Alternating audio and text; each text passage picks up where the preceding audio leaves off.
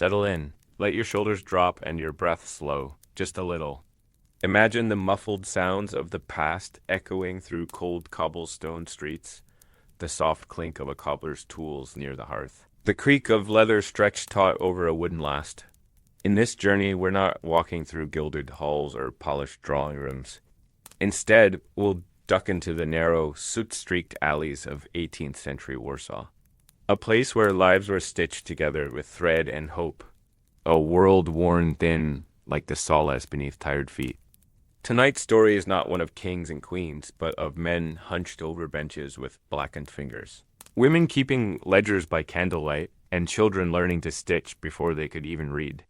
You'll step into their shoes, though they may pinch at first, and discover why life as a cobbler was no quiet affair.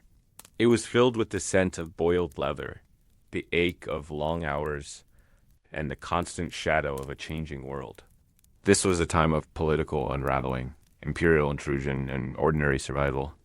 Over the next few chapters, we'll explore what it meant to live on the edge of history, patching solace while the city around you crumbled, listening to revolutionaries whisper across your workbench, and watching aristocrats vanish while their boots waited unclaimed on the shelf.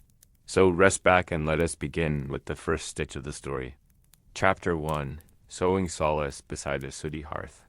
Segment 1. Morning frost biting your fingers as you stitch by candlelight in a cramped alley shop. The day began before the sun.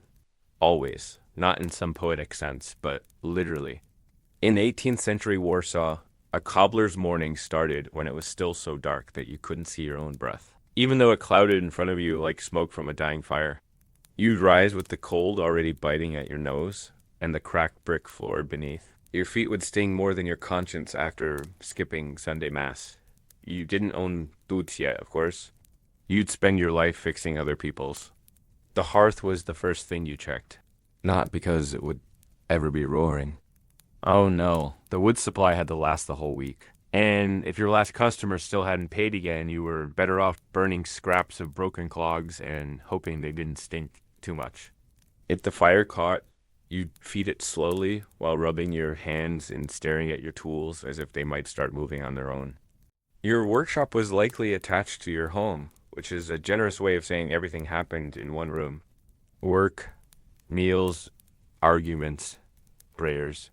There was barely enough space for your bench, your awls and needles, the lasts you carved by hand to match your regular customers' feet, and a small box of leather scraps that somehow needed to be enough for everyone. Candlelight was precious. It made the room glow just enough for you to pierce needle through soul. But candles were made of tallow, which meant they smelled awful and burned fast. Still, they beat working blind. You might risk lighting one early if you had a rush order. Otherwise, your fingers worked by muscle memory alone. You'd stitch so many shoes, they said you could sew your own thumb to the heel and not notice until lunch. Breakfast was a crust of rye bread, if you were lucky. Cheese was a rumor, and meat was something you fixed boots for rather than ate. You didn't chew while working, it slowed you down. Besides, a stray crumb could glue itself to your leather patch and leave some nobleman's foot reeking of stale bread rolls for a week. By now, the alley outside your workshop would be waking up too. The neighbors would begin to shout. Roosters would start practicing their tone-deaf solos. And the butcher's boy would skid past on the ice, probably swearing in 3 languages before hitting a wall. And still, you stitched. The cold wasn't just discomfort, it was danger. Cold stiffened the leather, snapped your thread, and cracked your skin until your fingers bled onto your work. Of course, blood cost nothing. Leather did. If you ruined a piece, you couldn't just replace it.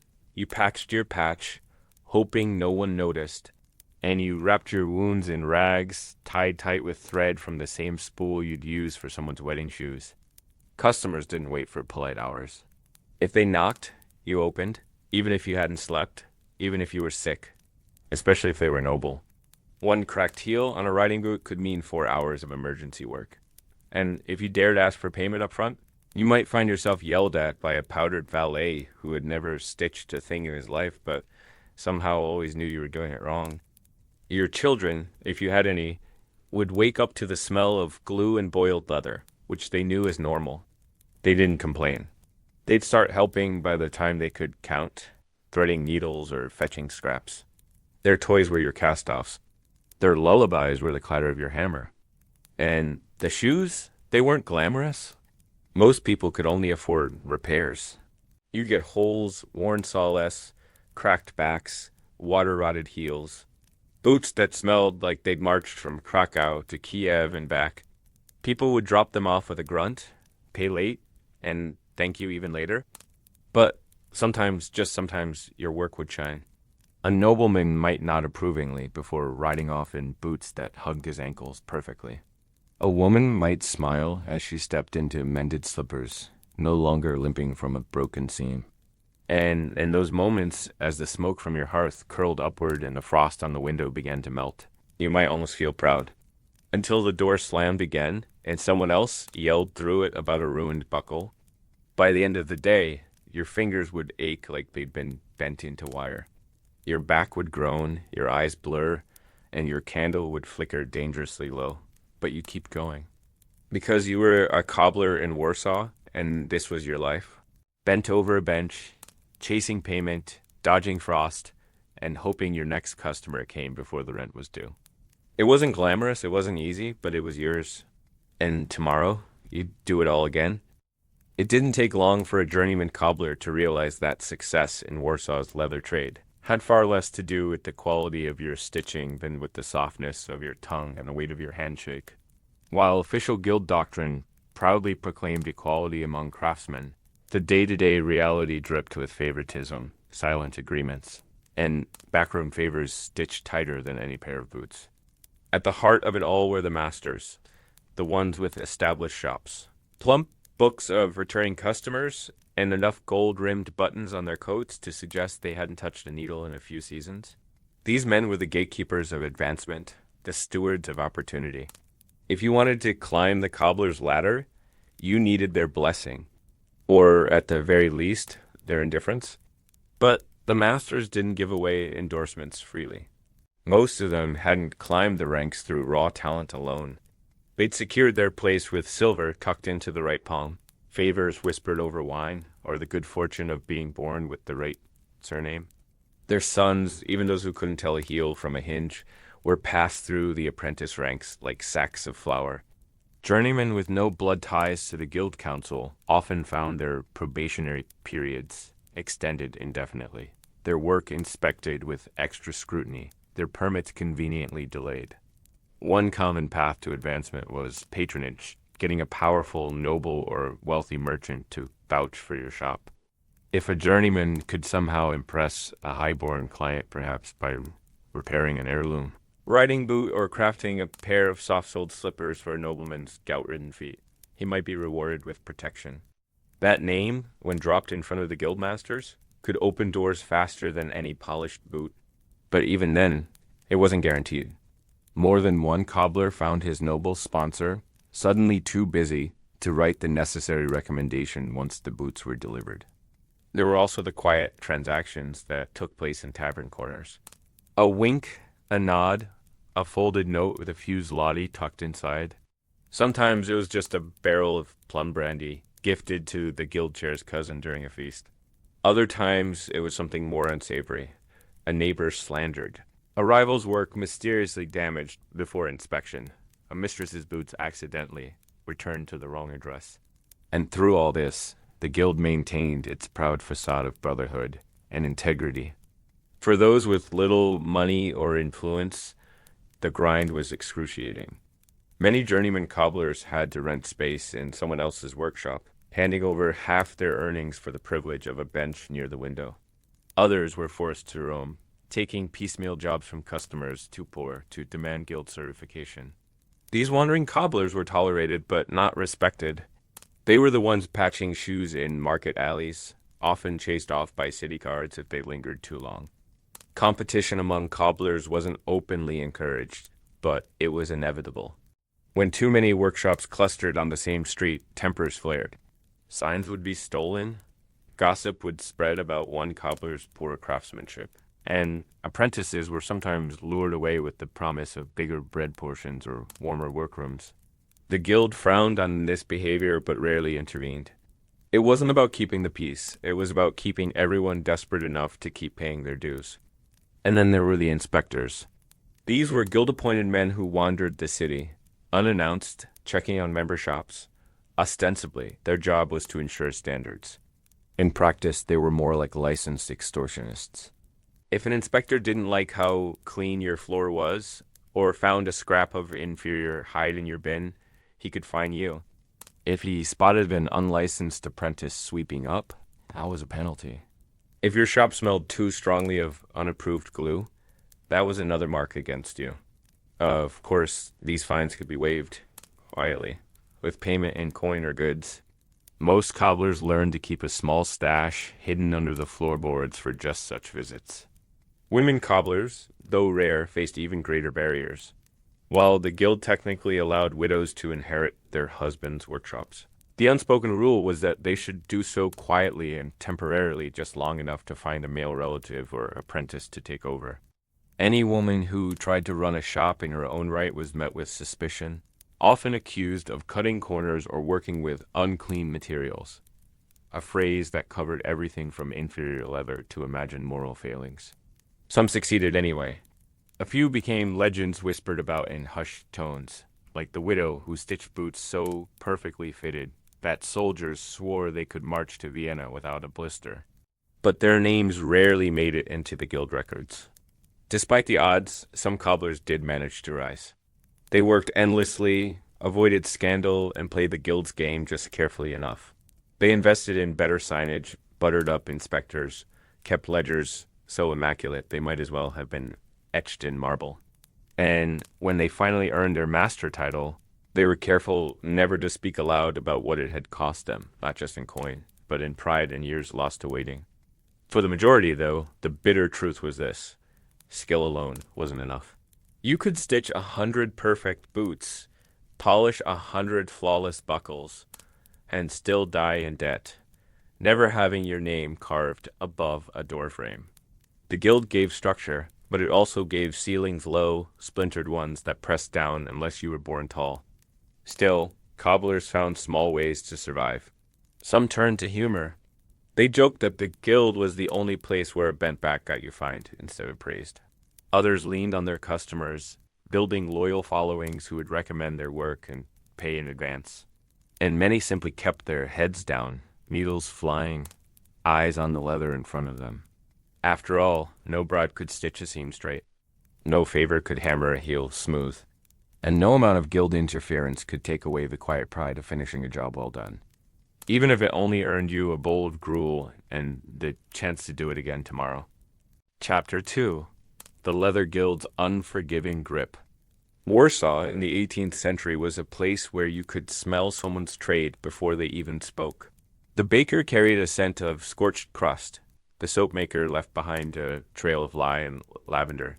And the cobbler smelled like leather and animal glue and whatever the cat dragged in. But beneath the surface of all these trades was a rigid system. Invisible at first glance, but as controlling as any king's decree, it was the guild. And if you were a cobbler, the leather guild owned your future, your freedom, and occasionally your patience. You couldn't just wake up one day and decide to be a cobbler. No matter how many boots you had mended in secret, or how talented your stitching hand might be, you had to pass through the guild's holy trinity: apprentice, journeyman, master. Each stage had rules so thick, you'd need a knife sharper than your trimming blade just to cut through the paperwork. As an apprentice, you didn't earn money. You earned bruises, calluses, and a new definition of exhaustion.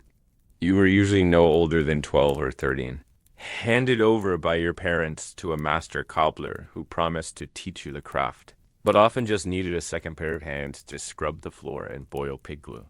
Your bed was a mat beside the fire. Your meals were whatever was left over after the master's children had eaten, and your schedule was whatever the master said it was. Sundays were your only escape, unless you were needed, in which case you could pray while hammering nails into boot heels. After 6 or 7 years, if you hadn't lost a finger or your sanity, you might be allowed to become a journeyman. The name sounds romantic, doesn't it? As if you'd set off across Europe, trading stories and shoes like a charming rogue. But really, it just meant you were no longer sleeping under your master's table, and you could take on paid work barely. You still had to be approved by the guild to practice legally. That meant registering, swearing oaths, and, most importantly, paying dues. Always with the dues. The guild itself operated like an exclusive club that loved to remind you it existed. Their hall was grand, probably the nicest room most cobblers would ever step foot in. Wooden beams, crests on the wall, candles that didn't smell like mutton fat.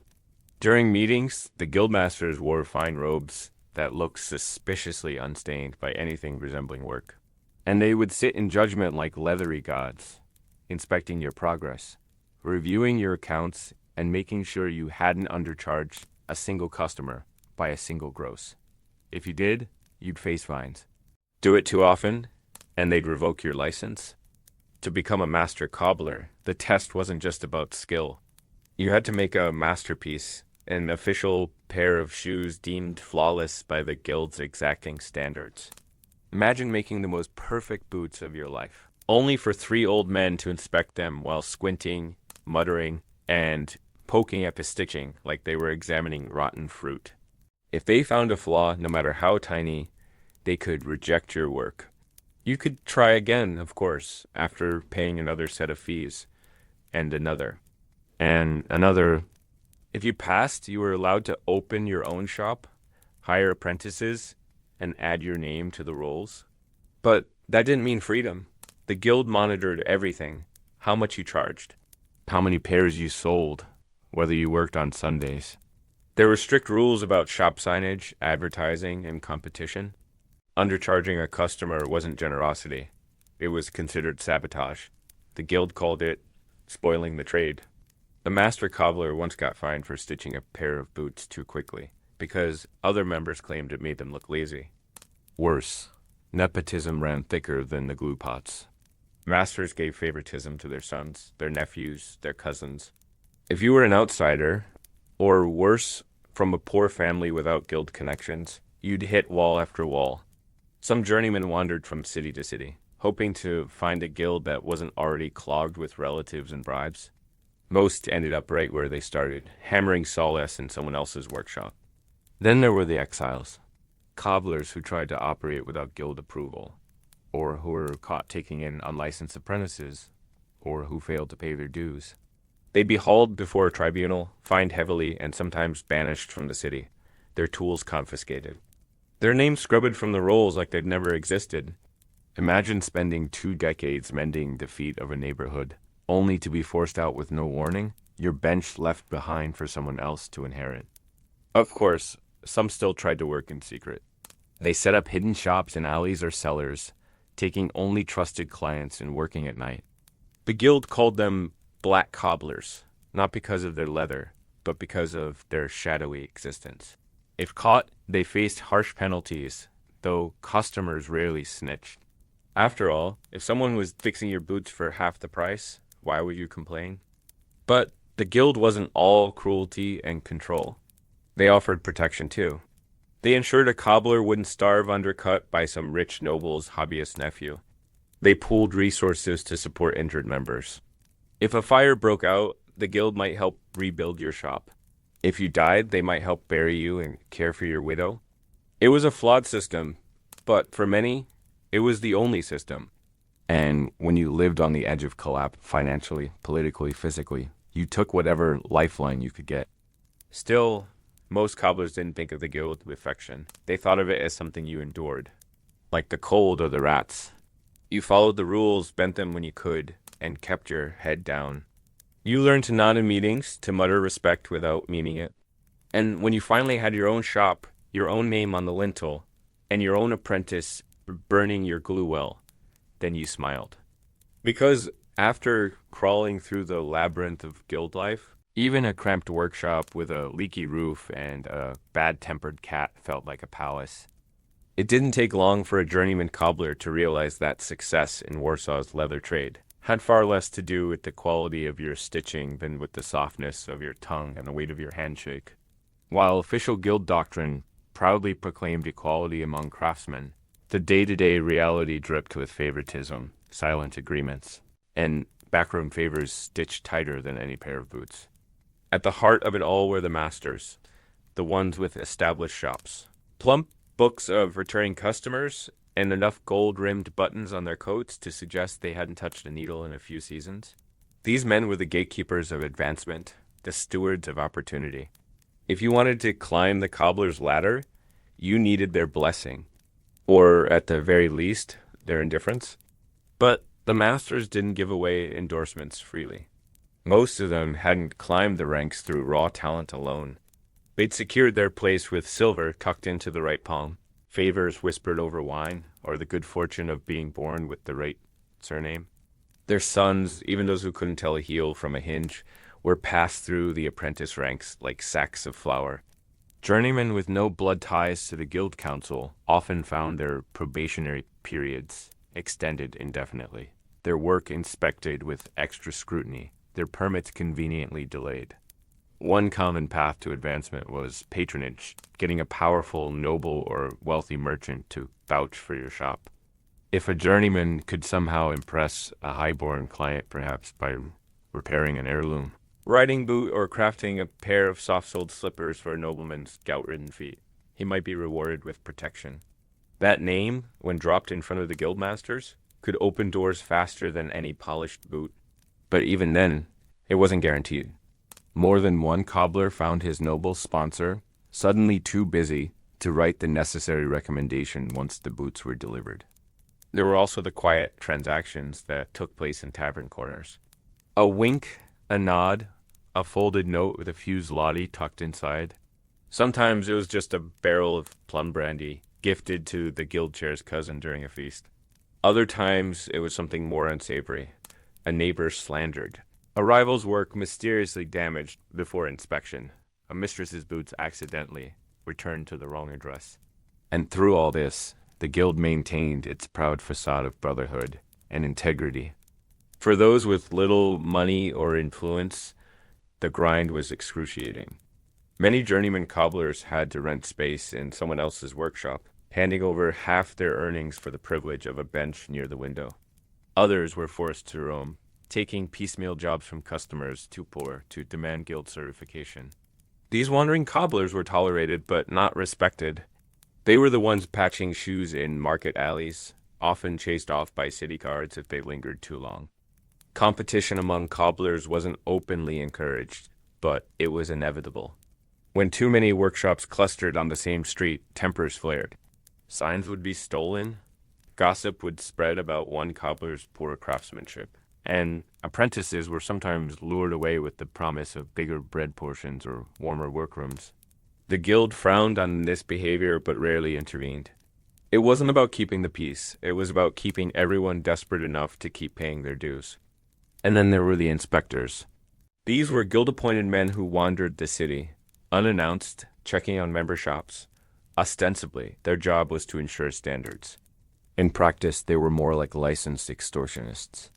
If an inspector didn't like how clean your floor was, or found a scrap of inferior hide in your bin, he could fine you. If he spotted an unlicensed apprentice sweeping up, that was a penalty. If your shop smelled too strongly of unapproved glue, that was another mark against you. Of course, these fines could be waived quietly, with payment in coin or goods. Most cobblers learned to keep a small stash hidden under the floorboards for just such visits. Women cobblers, though rare, faced even greater barriers. While the guild technically allowed widows to inherit their husbands' workshops, the unspoken rule was that they should do so quietly and temporarily, just long enough to find a male relative or apprentice to take over.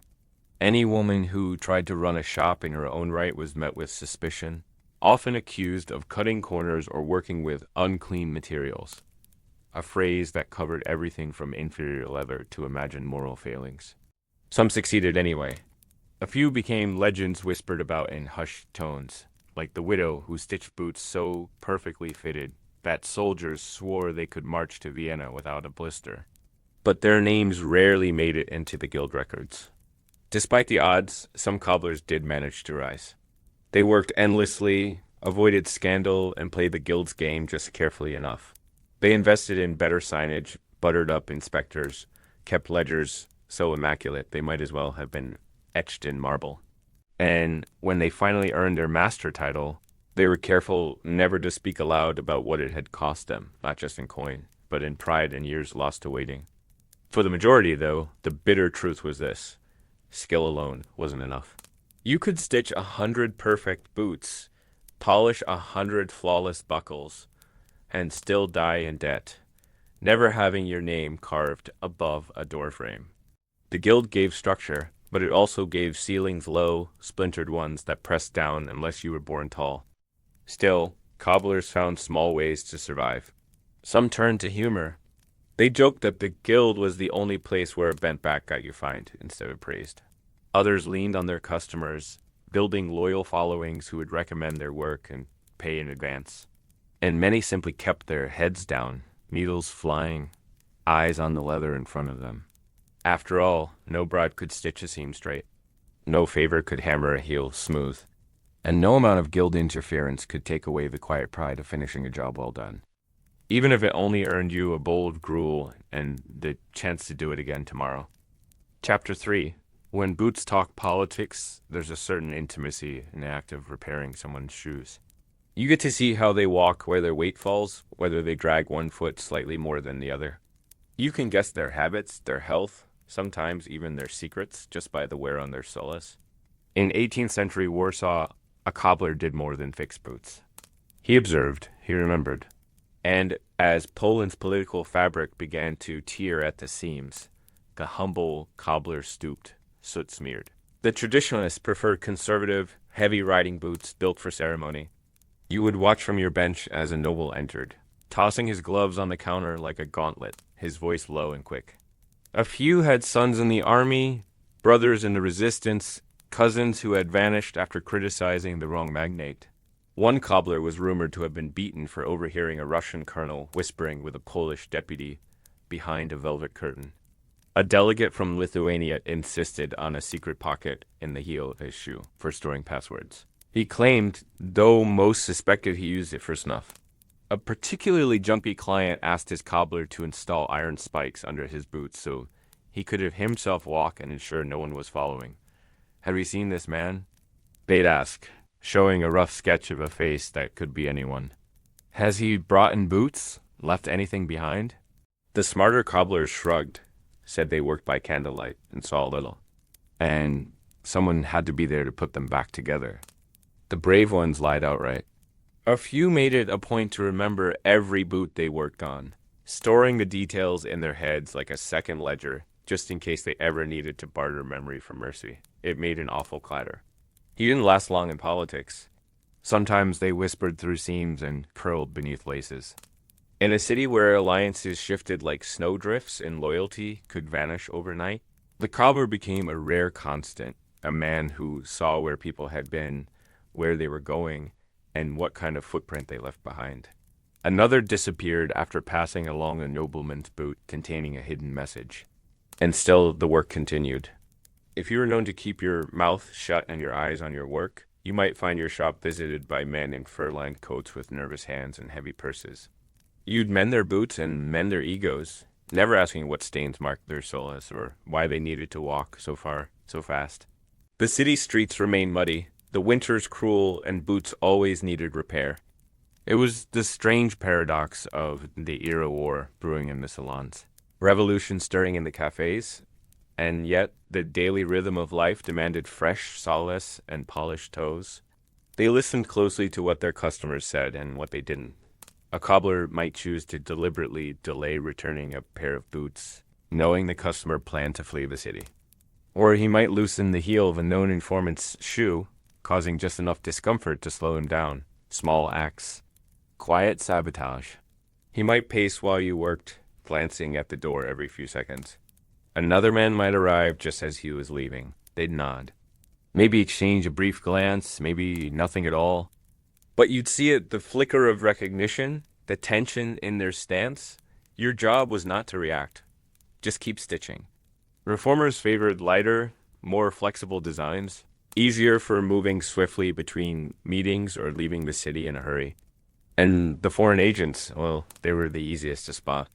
Their boots were too clean, too new, and often made of strange. Imported leather that smelled faintly of oil and foreign tobacco. They paid well, tipped poorly, and never gave real names. And seemingly invisible became an accidental witness to one of the most volatile chapters in the city's history. The signs of political unrest didn't arrive with trumpets and declarations. They crept in, quiet as a thread through an eye. Customers spoke in code. They brought in boots not just to be mended, but to see who else was in the shop. They loitered longer than necessary, asking questions that had nothing to do with leather. Some slipped notes into the lining of their shoes, folded so tightly the paper was shiny with creases.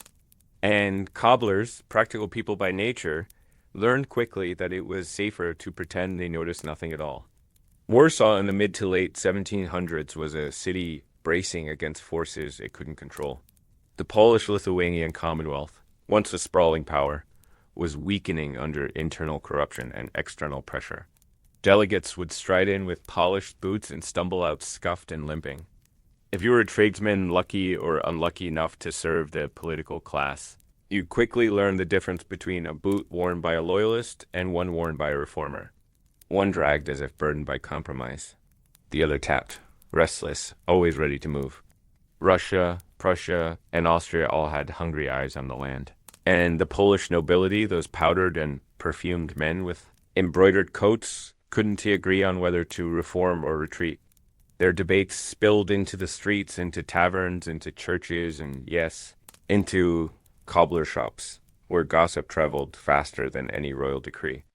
Many cobblers worked just steps away from the Sejm, the Polish parliament, housed in buildings that trembled with speeches and the rustle of bribe-laden papers. You could often tell a man's leanings by what he requested. The cobbler shop became a curious kind of theater. Of course, not all cobblers played the role of silent observer. Some were pulled into politics, whether they wanted to be or not. But it was dangerous, very dangerous. There were moments of absurdity, too. A nobleman once ordered 7 identical pairs of boots in different shades of brown, convinced it would help him evade surveillance. Some cobblers found themselves strangely respected, not just as craftsmen, but as quiet confidants. Their discretion became currency. It wasn't uncommon for cobblers to be questioned by guards or guild inspectors about their clientele. Warsaw's political storms didn't always explode in cannon fire. And when the city grew too loud, when voices rose and streets swelled with marching feet, the cobbler would simply look down, pick up his awl, and stitch. Because whether you were a spy, a scholar, a soldier, or just another man trying to survive, your boots would wear out eventually. The Sejm, the Polish parliament, was supposed to be a place of order, of noblemen gathered beneath lofty ceilings, clothed in silk and ambition, debating the fate of the Polish-Lithuanian Commonwealth with grave voices and slow nods. But by the latter half of the 18th century, it had become a bitter comedy of dysfunction, bribery, and desperation. And in the background of all this political theater stood the cobblers, quiet, patient, and vastly more useful than half the men casting votes. The cobbler's bench was never far from the commotion. In fact, many were set up just streets away from the parliamentary halls. It wasn't uncommon to hear shouts from the Sejm chambers while stitching a boot's heel. One moment, a senator would be slamming his fist on a lectern.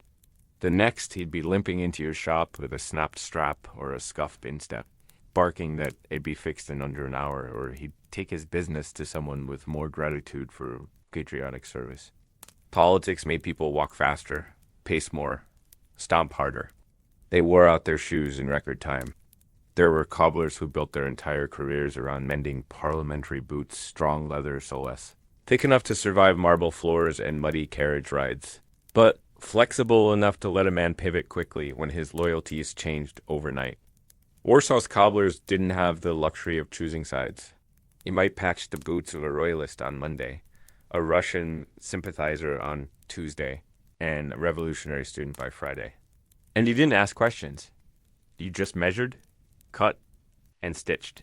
But you always noticed, the royalists like showy embroidery, little gold thread flourishes on the toe, unnecessarily tall heels, cuffs lined with red velvet. They paid well, usually with money that wasn't entirely theirs. Some paid in favors instead. One offered to help Cobbler's cousin avoid conscription if the boots were finished before dusk. They were. The reformers, on the other hand, were a practical lot. They brought plain boots, worn hard. They paid in coin, counted carefully. Many couldn't afford repairs, so cobblers would get creative flipping soles, patching from the inside, painting over cracks with a mixture of soot and oil to hide the wear. They spoke quietly, but their eyes moved constantly. They trusted few, but many came back again and again, word spreading among student circles and disillusioned noble households that a particular cobbler could be counted on to say nothing and fix everything. Then came the Russians. Their boots were different, stiffer leather, oddly shaped. They walked like they expected the ground to get out of the way. They paid in large coins, always stacked neatly, never smiled, and often left behind the faint scent of foreign tobacco and gunpowder. You couldn't refuse them, not unless you wanted trouble. One cobbler who turned away a Russian officer's repair job later found his shop mysteriously inspected by city officials. Another was caught with a pamphlet left behind in a customer's shoe, something about national sovereignty, and wasn't seen again. But not all visitors came with menace. Some brought hope. Young reformers with scuffed boots and wide eyes, dreaming of a constitutional monarchy, of a nation where the king served the people instead of the other way around. They asked if you'd heard the news from Paris. They joked about making shoes for the new Polish citizenry, where every cobbler could someday vote. Most cobblers just smiled politely and kept stitching, knowing full well that dreams didn't keep the fire burning. But in the back room where apprentices whispered over tea, the talk took hold. Of course, there were also the troublemakers, the ones who weren't content to simply mend or be mended. A few cobblers took sides openly. One shop was known to offer discounts to soldiers from the Polish army, charging Russian officers double. The owner claimed it was due to larger feet, but everyone knew what he meant. Another kept a small drawer of propaganda leaflets in his toolbox, slipping them under boot insoles for certain customers. It was a dangerous game, but some felt they had nothing left to lose. The sem itself became more chaotic with each passing year. Debates turned into shouting matches. Foreign ambassadors loitered like hawks outside the chamber doors. There were sessions where nothing was accomplished because one nobleman exercised his veto known as the Librum veto and brought the entire parliament to a halt. This practice had once symbolized individual liberty. Now it was just a joke with a body count. As Warsaw's political crisis deepened, the cobbler's role shifted from neutral tradesman to unspoken confidant.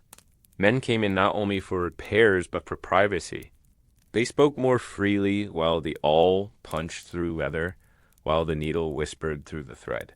You became part of the rhythm of their thoughts. One nobleman confessed to smuggling letters beneath the sole lining. Another asked if his boots could be made more silent on stone floors. You adjusted the rubber mixture, said nothing, and handed them back with a nod. It wasn't just the men. Women played their part too. Messengers in plain boots, ladies' maids delivering messages in slippers lined with secrets, daughters of influential families who needed their riding boots mended quickly, discretion guaranteed. A smart cobbler never flinched, never asked, and never lost track of who wore what. You kept a mental list, not names, but shapes and patterns. The man with the uneven gait and the patched left toe, reformist pamphleteer. The woman with the emerald-studded buckle, daughter of a Russian liaison. You didn't write it down, of course. Ink could be burned, but a cobbler's memory? That stayed. Through it all, the boots kept coming. Some returned scuffed with blood. Others never came back at all. You began to recognize who was still walking the streets and who had vanished into the shadows of politics. Sometimes a customer's boots would be brought in by someone else. He's out of town, they'd say. But you knew better. You fixed them anyway. One last time. Warsaw marched on, limping through the chaos of its parliament, its people torn between loyalty, fear, and a hope so thin it could barely cover a soul. But the cobbler remained, unseen, essential. a man who didn't shape policy, but shaped the paths of those who did. And in a world where power came and went like the seasons, that kind of influence, quiet, durable, necessary, was its own kind of revolution. Chapter 4. The partitions of Poland begin. The cobbler didn't need a map to know something was wrong. Borders might have moved on parchment, traced by quills in candlelit halls far from Warsaw. But their consequences arrived in leather. Conversations turned cautious. The usual tavern chatter quieted into mutters and glances over shoulders. Boots still needed mending. It was emotional. Many were silent, just passing through. Soldiers from far-off garrisons stationed in Warsaw under the guise of stability. There were whispered tales of one in Lublin who refused to mend a Prussian officer's boots. The next day, his shop was burned to the ground. Another in Krakow was arrested after being caught with a pamphlet calling for national unity. His tools were sold at auction. The former moved with weariness, like men trying to defend something already lost. Families evicted, shops closed. Markets overrun by foreign merchants with different weights and measures. The guilds tried to maintain order, but even they bent under pressure. Suddenly, your membership didn't protect you if your inspector was Austrian. One more quiet refusal to give in completely. Because in a city that no longer knew where its borders ended or who ruled its streets, the cobbler still knew how to mend what was broken, even if no one asked. The guildmaster in Warsaw was rumored to have started taking direction from Berlin. You weren't sure who to pay dues to anymore, or whether paying them even meant anything. The latter walked with purpose, like they already owned the place.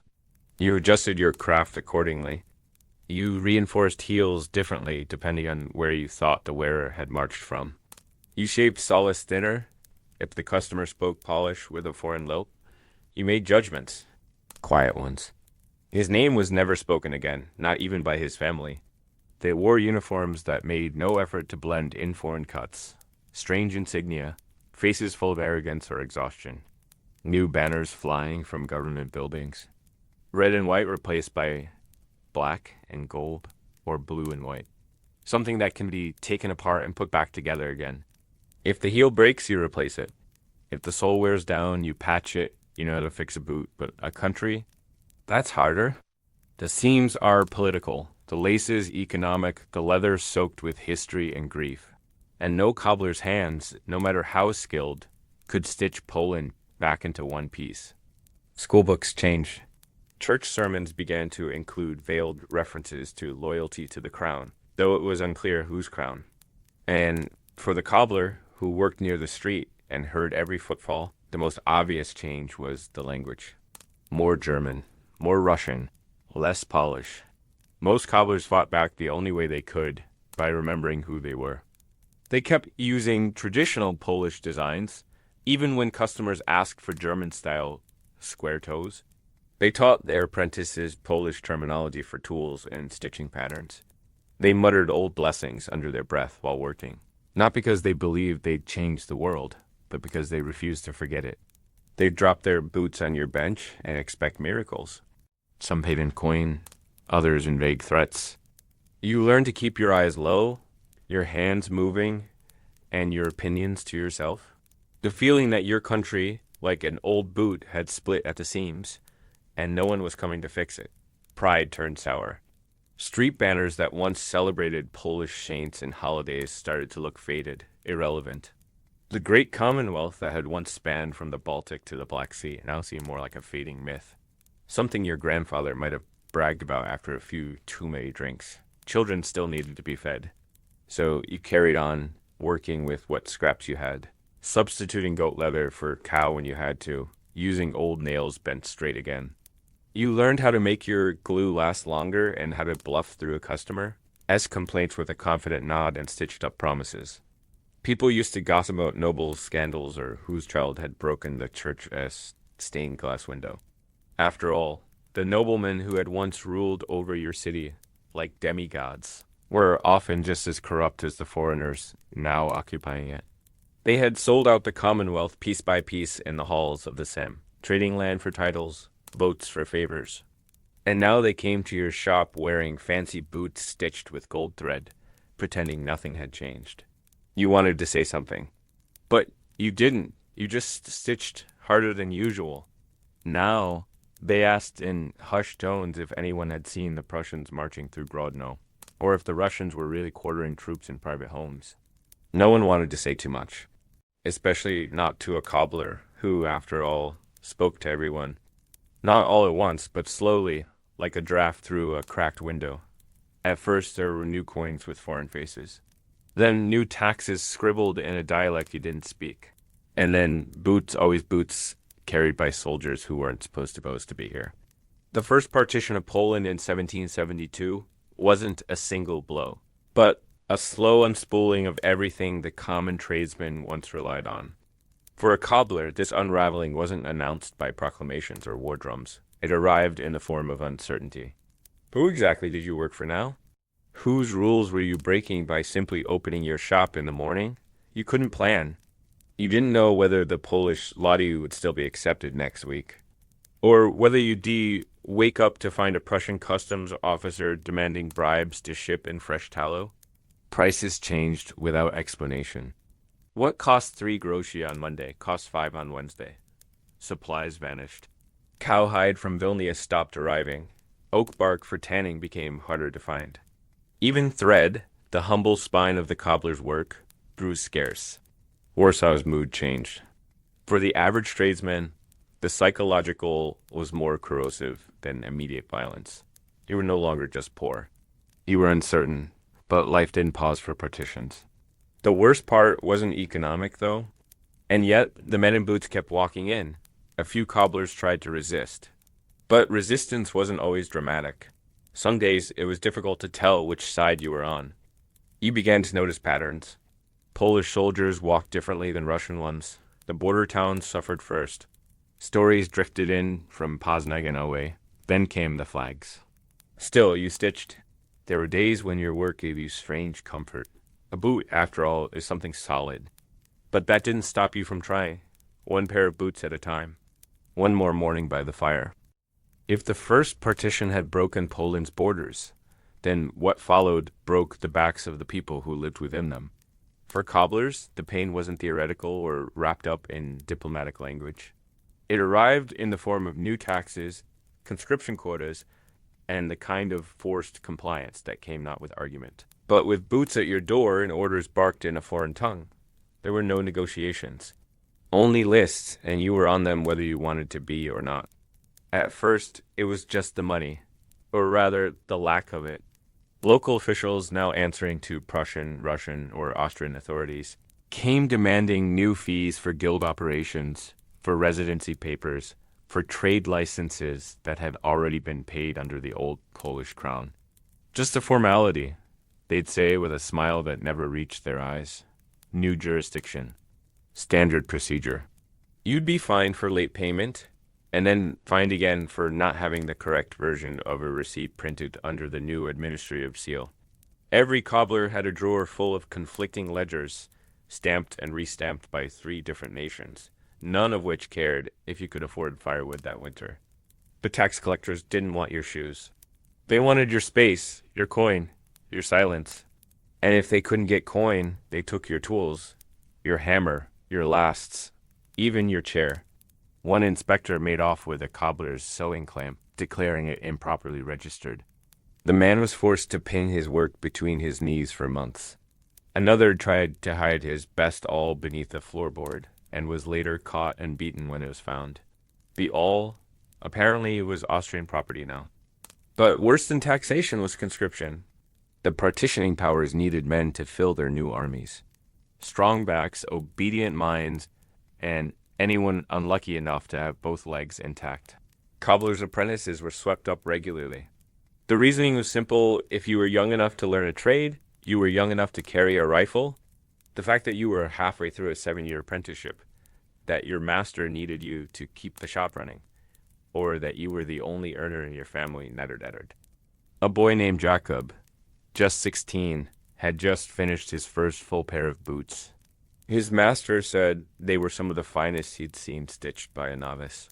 He was proud, standing straighter than usual, his callous hands finally looking like they belonged to a tradesman. The next morning, 2 Russian soldiers pulled him from the street and dragged him away. No warrant. No warning. Just a muttered statement about recruitment quotas. He was never seen again. His boots, still on the workbench, were sold to a Prussian merchant who never wore them. Older cobblers weren't safe either. One morning you'd be reshaping a heel, the next you'd be packing your few possessions onto a cart. Ordered to vacate the premises for military use. Workshops were repurposed into barracks, stables, or makeshift storage for uniforms and gunpowder. The irony didn't go unnoticed. The very men who displaced you would later knock on your door wherever you had managed to relocate, demanding you fix their boots. You didn't get to refuse. If a soldier showed up with a torn sole, you fixed it. If you didn't, there were consequences. Sometimes fines, sometimes beatings. Sometimes your shop simply caught fire. So you stitched their boots while your own shoes split apart. You oiled their leather while your hands went raw from cold. You polished their brass buckles while your own belt had no clasp. And they never said thank you. But perhaps the worst insult was when they paid you in scrip. Not coin, but printed vouchers with strange seals, marked redeemable upon victory, or valued by the crown. Crowns changed frequently. Victories rarely arrived. Those slips of paper were worth less than the rags you used to wrap your lunch. You began to recognize the signs of a worthless payment paper curled at the edges, handwriting too careful, foreign script that tried to look official but said nothing. You smiled, accepted it, tucked it away, and went back to boiling glue with water and desperation. Displacement became routine. Shops moved, guilds fractured. Some cobblers fled entirely, heading to smaller towns or into the countryside, hoping anonymity would offer safety. But work was harder to find, materials were scarcer, and customers were poorer. If you were lucky, a friendly farmer might trade a basket of eggs for a patched boot. If not, you simply went hungry. One cobbler turned a chicken coop into his new shop, the smell of feathers and manure mixing with the scent of wet leather. He didn't complain. At least the chickens didn't ask for discounts. Back in the city, you adapted. You learned to work faster, to accept whatever material a customer brought.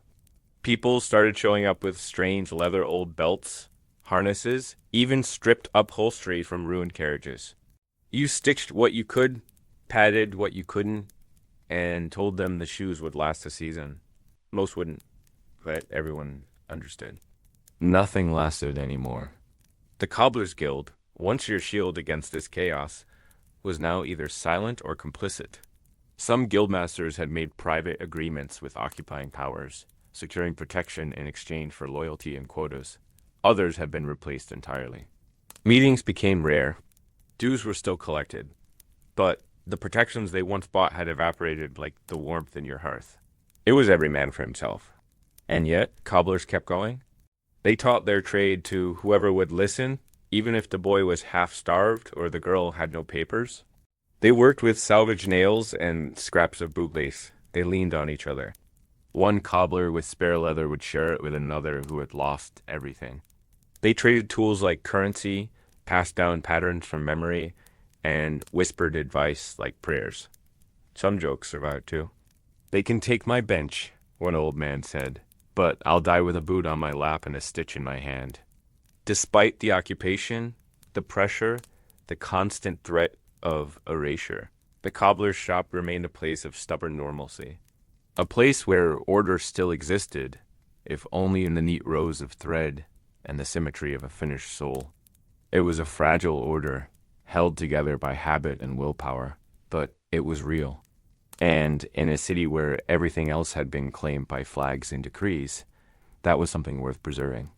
So you kept your awl sharp, your hammer ready, and your back bent to the work. Because in this new Poland partition, papered and patrolled, the only thing still in your control was the quality of your stitch. And you made every single one count. Chapter 5, The Blue Church Shoe. In the northern corner of Warsaw's old district stood a modest stone church, tucked behind tangled vines and crooked alleys, known simply as the Blue Church. Its name came not from grandeur, but from the shade of its roof tiles, a weather-worn blue, dulled by soot and century-old frost. The building itself was small, hunched, and uneven, like it had been shouldered aside by taller neighbors. But those who lived nearby claimed it held more than just prayers. It held stories. And one in particular had never quite gone away. Every cobbler in the city had heard the legend, passed from master to apprentice, stitched into the quiet moments between jobs when the tools were resting and the fire was low. It was the story of the spectral shoe, the blue church shoe, found in the pews one mist-heavy morning and never claimed, never removed, and never entirely explained. The tale began with a boy. No name was ever agreed upon. Some said Jacob, others said Mark, but all versions agreed he was an apprentice. Barely 16, working for a cobbler whose shop faced the church's back wall. The boy had a gift, they said. Hands quick and steady, an instinct for leather, and a strange sense of calm, even when others panicked during rush orders. The master was old, half-blind, and prone to cursing, but he trusted the boy to work unsupervised, especially when commissions came from the clergy. One autumn evening, a priest from the Blue Church requested a new pair of shoes. Not for himself, but as a gift, he said, to a benefactor who wanted to remain anonymous. They must be perfect, the priest added, fit for someone of deep importance. He brought measurements sketched carefully onto a parchment that had clearly been folded and unfolded too many times. They were odd numbers, narrow at the toe, broad at the heel, and a little too long for someone of average stature. But the master accepted, and the boy was given the task. He worked by candlelight, using the best scraps they had, soft calfskin cured with oil and smoke. He stitched the soles with double waxed thread and sealed the seams with beeswax mixed with ash, a technique taught only to those trusted not to ruin it. The shoes were simple, black, and silent. They made no noise when stepped in, and the heels curved slightly inward, as if designed to walk on old stone floors without echo. The boy finished them in 3 nights. He left them in the shop, expecting the priest to return. But the next morning, the priest was found dead. Heart failure, the neighbors said. He had collapsed beside the altar, one hand resting on the worn wood, the other clutched tight over his chest. When they searched his quarters, they found nothing. No money, no letter, only a candle still burning and a scrap of paper with the apprentice's measurements scrawled in the margin. The shoes were never collected. The boy insisted on taking them to the church himself. It's what was agreed, he told his master, though his voice shook. He walked there just before dusk, carrying the wrapped shoes in a burlap satchel, his boots barely making a sound against the cobblestone. He entered through the side door, lit a votive candle, and placed the shoes on the back pew. He bowed, whispered a prayer, and left. The next morning, they were still there. So was the next. And the next. Eventually, the boy stopped returning. He vanished sometime during the first snow. No one saw him leave. His bedroll was still by the hearth, his tools neatly arranged. The master searched the streets, asked the guild, even went to the guardhouse. Nothing. It was as if the boy had stepped out and dissolved into the mist. That winter, a rumor took hold. They said the shoes still sat in the pew, unmoved, unclaimed, untouched by dust or wear. And those who tried to remove them, curious children, skeptical guards, even a drunken noble who made a bet, found themselves unable to lift them. One man said his hands burned when he touched the heel. Another claimed the shoes whispered when held close to the ear, though he couldn't say what they said. The priest's replacement tried to throw them out. He ordered a servant to collect them and cast them into the river. The servant returned, wide-eyed and shaking, claiming the shoes had reappeared in the same spot by the time he'd returned from the gates. No one argued after that. Years passed, and the legend deepened. Women lit candles beside the shoes and prayed for lost children. Men swore their gout eased if they knelt beside them. A beggar once fell asleep in the pew and awoke with coin in his pocket, though no one could explain how it got there. And yet the shoes never aged, never cracked, never creased. They remained as they had been the day they were made black, narrow, perfectly stitched, and impossible to forget. Cobblers began calling them the apprentice's final masterpiece. Some claimed they were cursed. Others called them blessed. One theory held that the shoes had been crafted for a visiting prince disguised as a priest, and that the boy had been silenced to protect the secret. Another suggested the priest had summoned a spirit, and the shoes were a binding object trapping it in place. More skeptical voices suggested the story was nonsense, a marketing ploy, perhaps by the church to attract donations. That the cobblers knew, not just because of the stitching, which every master who studied the shoes claimed was impossibly precise, but because of the feeling. When you stood near them, you felt something, not fear exactly, but a stillness, like the air was holding its breath. Apprentices were still told the story when they began their training, not to frighten them, but to remind them that their work mattered, that every stitch told a story, that sometimes a single pair of shoes could outlive its maker, carry more weight than it was ever meant to bear, and leave behind a legend no war or partition could erase. And every so often, late at night, a cobbler walking past the blue church would glance at the corner pew and swear, just for a second, that he saw someone sitting there, barefoot. As the years passed and the wars swept through Warsaw like waves across a fragile shore, the blue church remained slightly lopsided, a little chipped, but stubborn in its silence. And so did the shoes, still in their place, on the same back pew, as if the stone beneath them had grown around the solace. The property had passed through 3 owners by then, each one swearing the walls moaned in winter. And that something always went missing, a tool, a scrap of leather, a name they couldn't recall. During cleanup, one of the builders found the folded note tucked in a rusted tobacco tin, sealed with wax that had long since cracked apart. The handwriting was shaky, likely penned in haste. It was addressed to no one. Just a confession, or maybe a warning. Each night, his boots would be moved from where he'd left them. Not stolen, just rearranged, heels turned inward, laces knotted into impossible patterns. No admission of guilt, only fear. He never signed his name. Perhaps he was too ashamed. Perhaps he feared even a signature might summon the boy once more. The workbench would creak in the dark, even when the fire was out. It was no longer just a curiosity or a mild legend passed between apprentices over hot soup.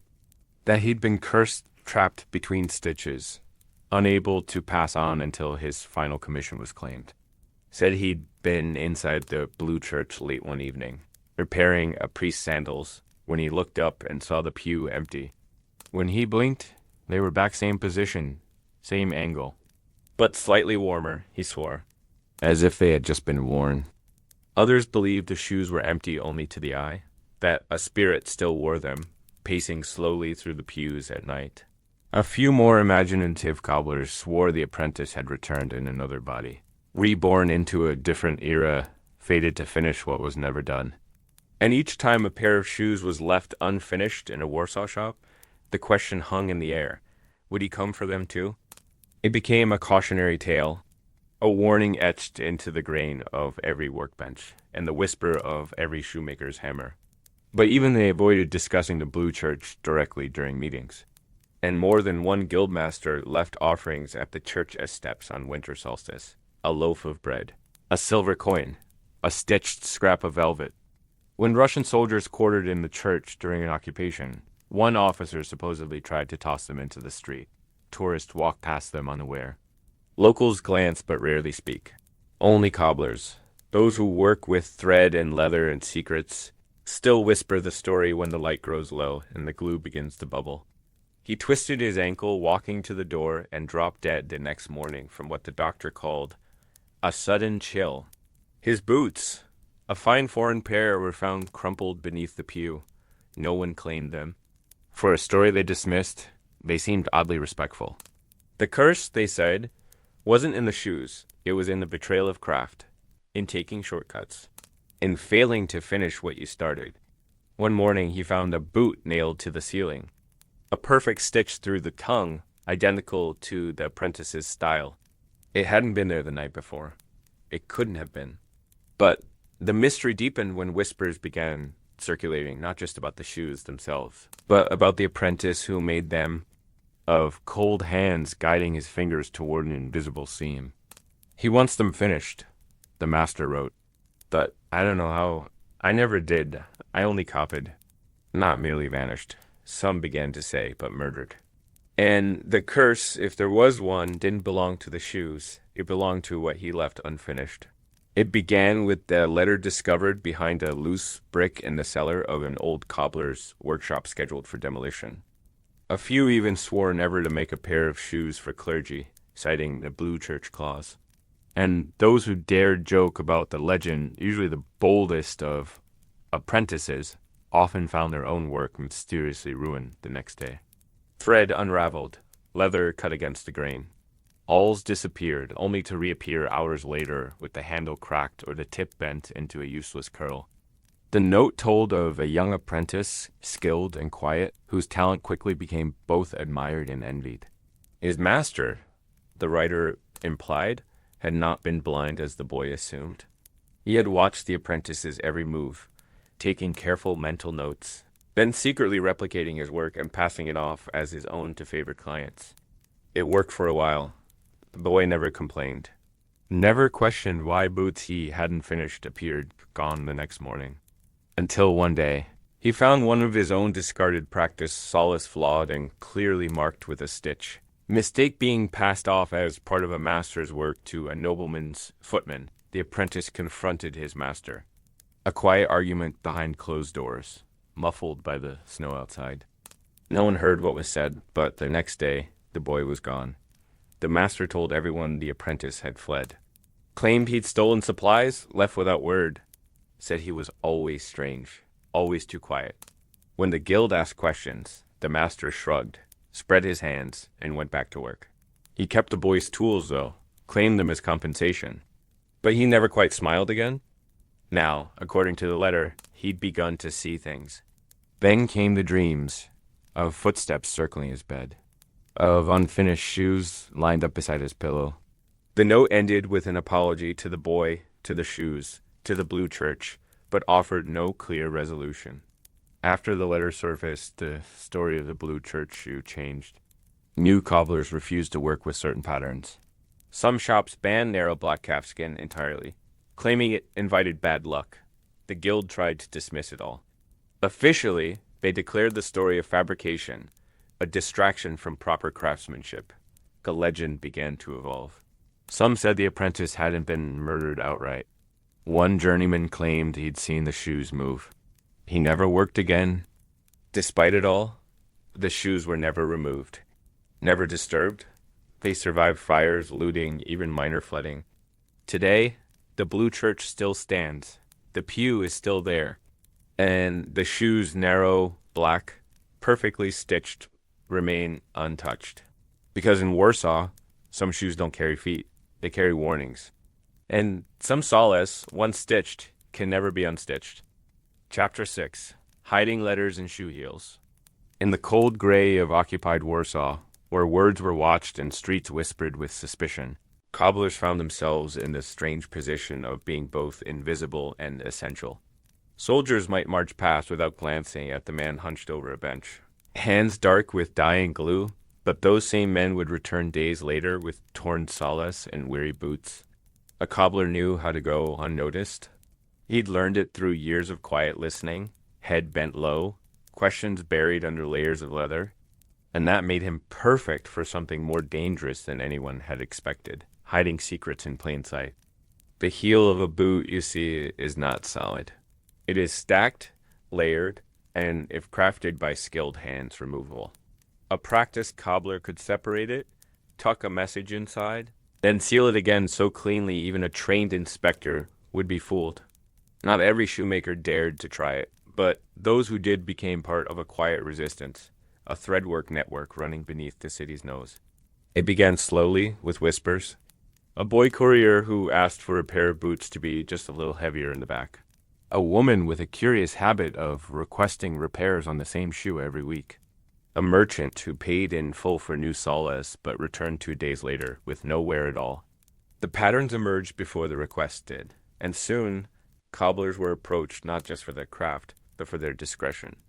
One of the earliest known smugglers was a man named Cobbler. His shop, nestled in the shadow of a watchtower, was well known for its quick turnaround time and an unusual fondness for brass-tipped laces. Rona was a quiet man with a crooked spine and eyes that missed nothing. According to legend, he never said yes or no to the work he did. If you left him a note with his shoe, it was returned with the heel slightly heavier and the leather too polished to question. Whatever had been hidden inside, it was no longer there. The messages varied names, times, routes for underground meetings, or lists of safe houses across the Commonwealth. Others were stranger. One message reportedly carried only a sketch of a tree and a line from a poem. It meant nothing to the soldier who intercepted it. But to the man who received it on the other end, it was a signal to evacuate an entire family before their home was seized. The trick lay not just in the hiding, but in the construction. The heel had to be dismantled, hollowed, and rebuilt using techniques passed down through generations. Cobblers used boar bristles, beeswax, and a method called line stitching, threading in such a way that the seams vanished beneath the outer sole. Some added a fine dusting of powdered charcoal inside the lining. If anyone tampered with it, the black would stain their fingers, giving them away. For cobblers with apprentices, the work became doubly dangerous. A child could ask too many questions or accidentally speak to the wrong customer. Some shop owners trained their apprentices using fake messages, nonsense notes, sealed inside scrap shoes, just to see how carefully the work would be treated. One apprentice reportedly panicked upon discovering a message addressed to a Polish officer. He ran, shouting, into the street and was never seen again. His master vanished 2 nights later. The occupiers knew something was happening, of course. But they didn't understand it. They posted guards at major guild halls, interrogated shoemakers at random, and even banned the use of certain heel designs. But resistance bred creativity. Messages began appearing inside insoles, behind tongue flaps. Even written dye on the inner lining meant to vanish with time. One cobbler claimed he could stitch Morse code into the heel seam itself, though this may have been more rumor than reality. Some cobblers were arrested. Others vanished without a trace. Their shops left shuttered, the interior stripped bare except for a few scraps of thread and broken lasts. But the work continued. Because the cobbler's bench had become more than a place of labor, it was a relay station, a confessional, a place where danger came folded between creased leather and stitched into silence. The women played their part too. Wives and daughters who helped run the shops often served as couriers themselves, slipping out through market crowds with freshly repaired boots, cradled in baskets beneath layers of onions and turnips. They moved faster than men, less suspicious, and often more clever. One woman stitched a false lining into her own slipper and walked straight into a Russian officer's home, delivering intelligence beneath the table where she scrubbed his floor. Even the tools carried secrets. Some cobblers hollowed out the handles of their awls, storing slips of paper no longer than a fingernail. Others kept coded ledgers, logging messages not by content, but by the type of leather used. A pair of rough oxhide boots might mean a meeting scheduled. A kidskin slipper meant it had been canceled. Horsehide? Move the operation immediately. Trust was everything. Customers were vetted, often indirectly, through mutual acquaintances and carefully phrased questions. Does your uncle still ride to Krakow? Could mean nothing or everything. Mistakes were rare but costly. One cobbler was caught with a message in his apron hem and claimed he thought it was a shopping list. They didn't believe him. His shop was burned. His dog was found poisoned the next morning. And yet, in spite of the risks, the network held. It wasn't formal. It had no name, no symbols, no flags. But it ran through Warsaw like a hidden stitch, unseen, uncelebrated, and absolutely vital. The nobility had their speeches. The soldiers had their swords, but it was the cobblers who kept messages moving, who helped people disappear, who passed the word that something was coming. That maybe, just maybe, there was still hope. Over time, some of these cobblers became quietly revered. Not with parades or statues, but with respect. Customers would remove their hats upon entering the shop, even if they had nothing to mend. Apprentices whispered their names in workshops across the city. Some were given nicknames: the Silent Heel, the Owl of Praga, the Ghost Cobbler. No one knew their real stories, just that they had stayed, that they had helped. In a world cut apart by borders and fear, The cobbler's bench became a front line, not of violence, but of resistance. Every boot mended was a step toward something larger. Every hidden message was a risk taken in silence. And every thread pulled taut was a promise, not spoken, but stitched. Because in Warsaw, under the watchful eyes of men with guns, freedom sometimes arrived in a well-crafted soul. To walk into a cobbler's workshop in Warsaw was to step into a world where every object could hold a secret. The smell of wax and dye, the hush of worn floorboards, the rhythmic tap of a hammer, all familiar, all honest. But under that honest surface, some shops were no longer just businesses. They were battlegrounds. Not of rifles and sabers, but of silence and defiance, of eyes that noticed everything and mouths that said nothing. And for the cobbler who dared to play a role in the resistance, each stitch could be his last. By the time of the second partition in 1793, Warsaw was pulsing with unrest. Foreign boots marched openly through its streets, and the city's soul, once full of pride and pageantry, was reduced to whispers and wary glances. The underground resistance had no uniforms, no flags, no open meetings. It moved in shadows, and some of those shadows stretched across workbenches and shelves lined with tattered solace. The cobbler's shop was the perfect front. No one questioned its noise, its mess, its long hours. And that made it the ideal place to fight back, one pair of boots at a time. Most cobblers didn't begin as revolutionaries. They were fathers and sons, workers and watchers, but they knew the city. They knew who walked where, who spoke to whom, and who began arriving with boots too clean for someone who claimed to be poor. They noticed new faces before anyone else did. They heard stories from customers trying not to sound scared. They saw bruises where a man's collar met his skin. So, when the resistance came knocking out with demands, but with questions, it wasn't hard to say yes. Their work changed immediately. A cobbler now had two ledgers, one for the guild and one for the cause. Materials were rationed, patterns memorized, everything had to be deniable. If caught, you had to be able to say, honestly, that you were just doing your job, making shoes, nothing more. Messages were encoded in the most mundane ways. A row of stitches shaped to mirror a ciphered word. A colored thread woven into a seam, signaling a change in location. A heel weighted slightly off-center, a subtle warning to the recipient that something was wrong. And sometimes the message wasn't in the shoe at all, but in the delay. If a repair took 2 days instead of one, it meant the meeting was compromised. The guild, for the most part, turned a blind eye, or pretended to. Some masters disapproved, but said nothing, unwilling to report their own. Others, more openly sympathetic, offered extra supplies, lost in inventory. A few even began training apprentices specifically in the techniques of hidden work-tighter heels, smoother soles, pockets so seamless they could pass inspection by touch alone. But there were risks. Always. Every cobbler who participated knew someone who had disappeared. A friend dragged into the street after curfew. A nephew taken at the city gate. A boot returned with blood caked into the sole, and no owner in sight. The walls of workshops began to whisper. Hammers hit the bench a little softer. Apprentices flinched when soldiers entered, even if they claimed to be customers. One cobbler, whose name is still spoken in certain Warsaw quarters only with reverence, was known simply as Tomasz. He ran a modest shop near the Vistula River, where boats carried rumors as easily as cargo. Tomasz had no family, no apprentices, and spoke with a soft stutter that made him seem harmless. But his shop was a relay station. He worked with the courier network, hiding instructions inside the hollowed heels of sailors' boots. Resistance members from Krakow to Wilno passed through his hands, never staying long, never saying much. He never asked for payment. When food was scarce, he bartered with bread or broken laces. One day, a Prussian officer brought in a pair of riding boots for repair. Tomasz accepted them with the same nod he gave every customer.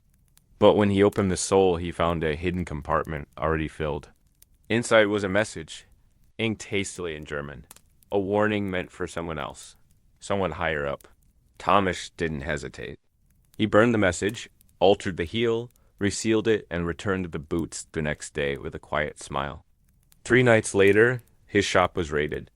He was beaten in the street, accused of interfering with official communications. They searched his workroom, overturned his shelves, shattered his lamp, but they found nothing. Thomas never confessed, never said a word. He lived barely and returned to work with broken fingers and a healing jaw. The guild replaced his tools. The neighborhood left food at his door. No one ever spoke of the boots again. There were victories too. A woman named Magdalena, the widow of a cobbler, took over her husband's shop after his death and ran it alone. She repaired shoes for both sides, Russian generals and Polish revolutionaries, but she kept a journal. Coded in numbers and leather grain, it tracked troop movements based on wear patterns. Every soul told a story, and she wrote it down. Her information saved an entire cell from ambush one spring. She was never caught. They called her the Stitch, but resistance came at a cost. Some cobblers were forced to flee. Others disappeared without a trace. Shops were boarded up. Workshops left eerily intact, tools still hanging, boots half mended. And still, others stayed, bent over their benches. Heads down, listening, watching. What made these men and women keep going wasn't glory. There were no songs sung for cobblers, no statues raised. But they understood something the occupiers didn't. That revolution doesn't always roar. Sometimes it creaks quietly through floorboards. Sometimes it moves in the shuffle of boots across a workbench. Sometimes it's stitched into the lining of a shoe, carried across the city by a man who says nothing and changes everything. And for every cobbler who risked his life, for every message passed in silence, for every heel that carried hope, they did not act out of heroism. They acted because they could. Because in a world full of walls, the smallest crack might still let something through. Because someone had to keep walking forward even when no one else could. Chapter 7. A toast with the city's disappearing aristocrats.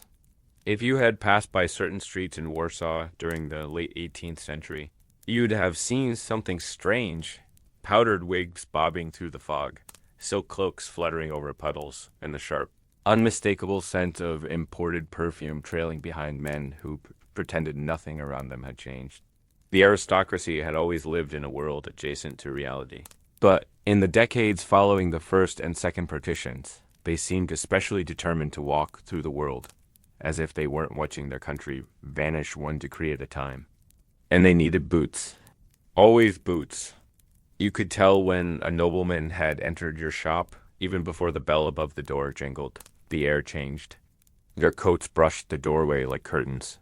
They paused and glanced at the walls with the vaguely confused expression of someone forced to step outside this fear of their usual comforts.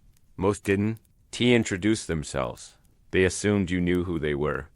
Sometimes they offered a card, embossed in gold, which you'd use to fan the fire later. These men came in expecting perfection. They didn't want just any boots. They wanted boots that could turn heads, announce their rank, and cling to their calves like a second skin. The orders were precise. Spanish-cut riding boots with silver edging. Heels with a curve just sharp enough to tap against the ballroom floor without sounding desperate. You took their measurements, nodding, murmuring that you understood. And you did, though you never stopped wondering how a man so powerful could own so many shoes and so little self-awareness. They paid well sometimes. In coin and brandy and promises of favor, mention my name to the guildmaster, they'd say. He owes me a dinner. Others dropped names like breadcrumbs, hinting at titles you'd never heard of, and lands that had already been redrawn on someone else's map. But their boots, those boots, they were your best work.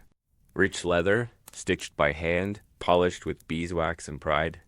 The kind of craftsmanship that made even the most crooked nobleman stand taller. But the contradictions were hard to ignore. These men spoke of loyalty while sending their sons to Vienna. They toasted the strength of Poland while using Prussian coin to pay for velvet lining. They commissioned boots for hunting parties while the fields around Warsaw filled with starving peasants. And they laughed loudly, often at jokes that no one else dared to make. One nobleman, Count Zielinski, came in 3 times in a month. He ordered matching pairs for himself and his hunting dog. He stitched them, of course. The dog's boots were more decorative than practical tiny loops of red leather, stitched with gold. The Count brought his valet to pick them up, claiming he was far too busy to stoop. Nations come and go, he said once, swirling his glass as he waited. But boots? Boots are eternal. You smiled politely, though later you told your apprentice the line as a joke, and the two of you laughed until the fire went out. Sometimes, though, the mask slipped. One baron came in reeking of wine, asking for thicker solace, in case I must walk further than expected, he muttered. Another ordered a pair with a hidden compartment. For documents, he said. You didn't ask. You just stitched. A young noblewoman once commissioned dancing slippers so delicate they were almost transparent. For the last ball, she said, with a smile that didn't reach her eyes. She paid in rubles. You began to see the cracks. The frequency of orders declined. Nobles who once arrived in carriages began arriving on foot. Some began haggling. Others tried to barter silverware, portraits, letters of introduction. One brought a bottle of foreign perfume and asked if it could count toward a deposit. Another simply begged, said he needed boots to flee. His uncle had been arrested. He didn't know who to trust. He made the boots. At night, in the taverns where cobblers and coopers drank watered-down vodka, the talk turned dark. They don't see it, one man said. The walls are closing in, and they're still ordering imported silk. Another nodded. They'll dance all the way into exile. The laughter was bitter, but the truth hung heavy. And still, they toasted. The aristocrats held gatherings in crumbling estates, chandeliers flickering above rooms half-gutted by debt. You were sometimes invited not as a guest, of course, but to measure boots, take notes, deliver the latest order. You'd pass through candlelit halls filled with perfume and powdered hair. Hear the tinkle of crystal glasses clinking beneath paintings of ancestors who had likely never patched their own shoes. They toasted freedom, toasted memory, toasted the republic, toasted anything that would keep the silence at bay. Behind the curtain of elegance, desperation hummed. Letters tucked into sleeves, passports forged in parlors. One noblewoman, Countess Radwanska, asked you to reinforce the solace of her travel shoes. Thicker, she whispered, for mud. She left Warsaw that week. No one saw her again. Her estate was later seized, her name scratched from several guest lists in trembling ink. Not all disappeared quietly. Some were dragged through the streets, accused of collaboration, of cowardice, of selling the country one silver cufflink at a time.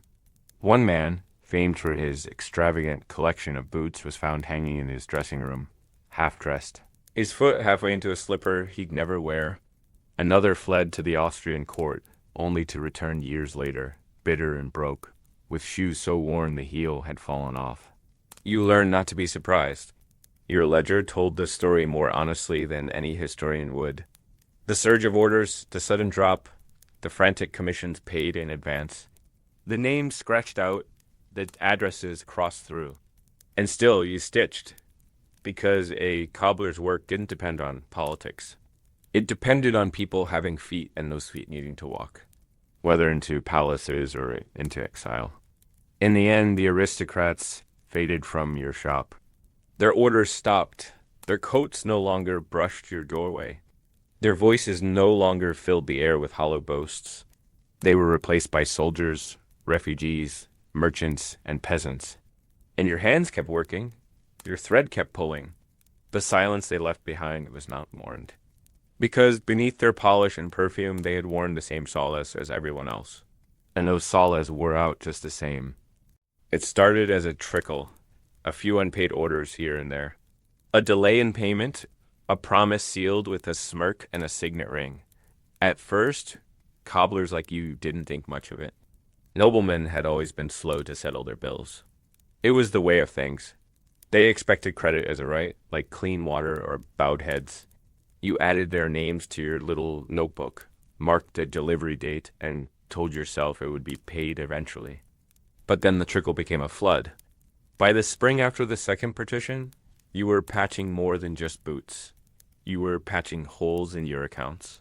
One noble family ordered 4 pairs of riding boots and a matching set of gloves, then disappeared in the night, leaving behind a dining table still set with silver and a dog whining behind a locked gate. Another paid with a necklace, claiming it was worth more than gold. You tried to sell it to a jeweler, who examined it with a grim smile and told you the stone was glass. Aristocrats still came, but their tone had changed. They arrived more often on foot, cloaks held tightly against the wind, their eyes darting as they stepped inside. Their orders were smaller now, repairs, not commissions. A resoled heel, a restitched seam, they began to ask for cheaper materials. Is there anything less fine? One countess asked, clutching her gloves. We just need them to last the winter. She offered you a small bottle of French brandy as payment. You gave it to your apprentice for his birthday. The balls and parties didn't stop, at least not at first. They simply grew quieter, stranger. Invitations were scrawled instead of printed. Guests arrived late and left early. The palaces were still lit with chandeliers, but the light revealed cracks in the plaster, faded tapestries, and musicians who played just a little too slowly. The champagne flowed, but now it came in dusty bottles dug from cellars the family hadn't opened in years. You heard that one nobleman toasted his guests with watered-down wine poured into crystal that had belonged to his grandmother. They clinked glasses and laughed too loudly, as if the sound might scare away the truth. Your boots were often delivered to these gatherings. Not personally, of course. You weren't invited inside. A footman would take them at the gate, or a servant would rush down the steps, eyes hollow, voice polite. You started noticing something strange. Many of the boots you made came back within weeks, not from wear, but because they were never worn. They were part of an illusion, props in a vanishing performance. The nobles wanted to look prepared, wanted the right leather, the right shine, the right cut, just in case they were seen. But few wore them outdoors. The cobbles were cracking and the people were watching. One evening, you received a request from a baroness who had not set foot in your shop in over a year. She sent a note written on fine paper, folded so delicately it looked like it had been ironed. I would like a pair of house slippers, she wrote, modest, quiet. She enclosed no payment. But the note smelled faintly of lavender, and her handwriting was beautiful. You made them anyway. Some nobles tried to barter. They came into your shop with jewelry, candlesticks, miniature portraits, ivory combs. One man offered a coin said to be minted during the reign of Sigismund III.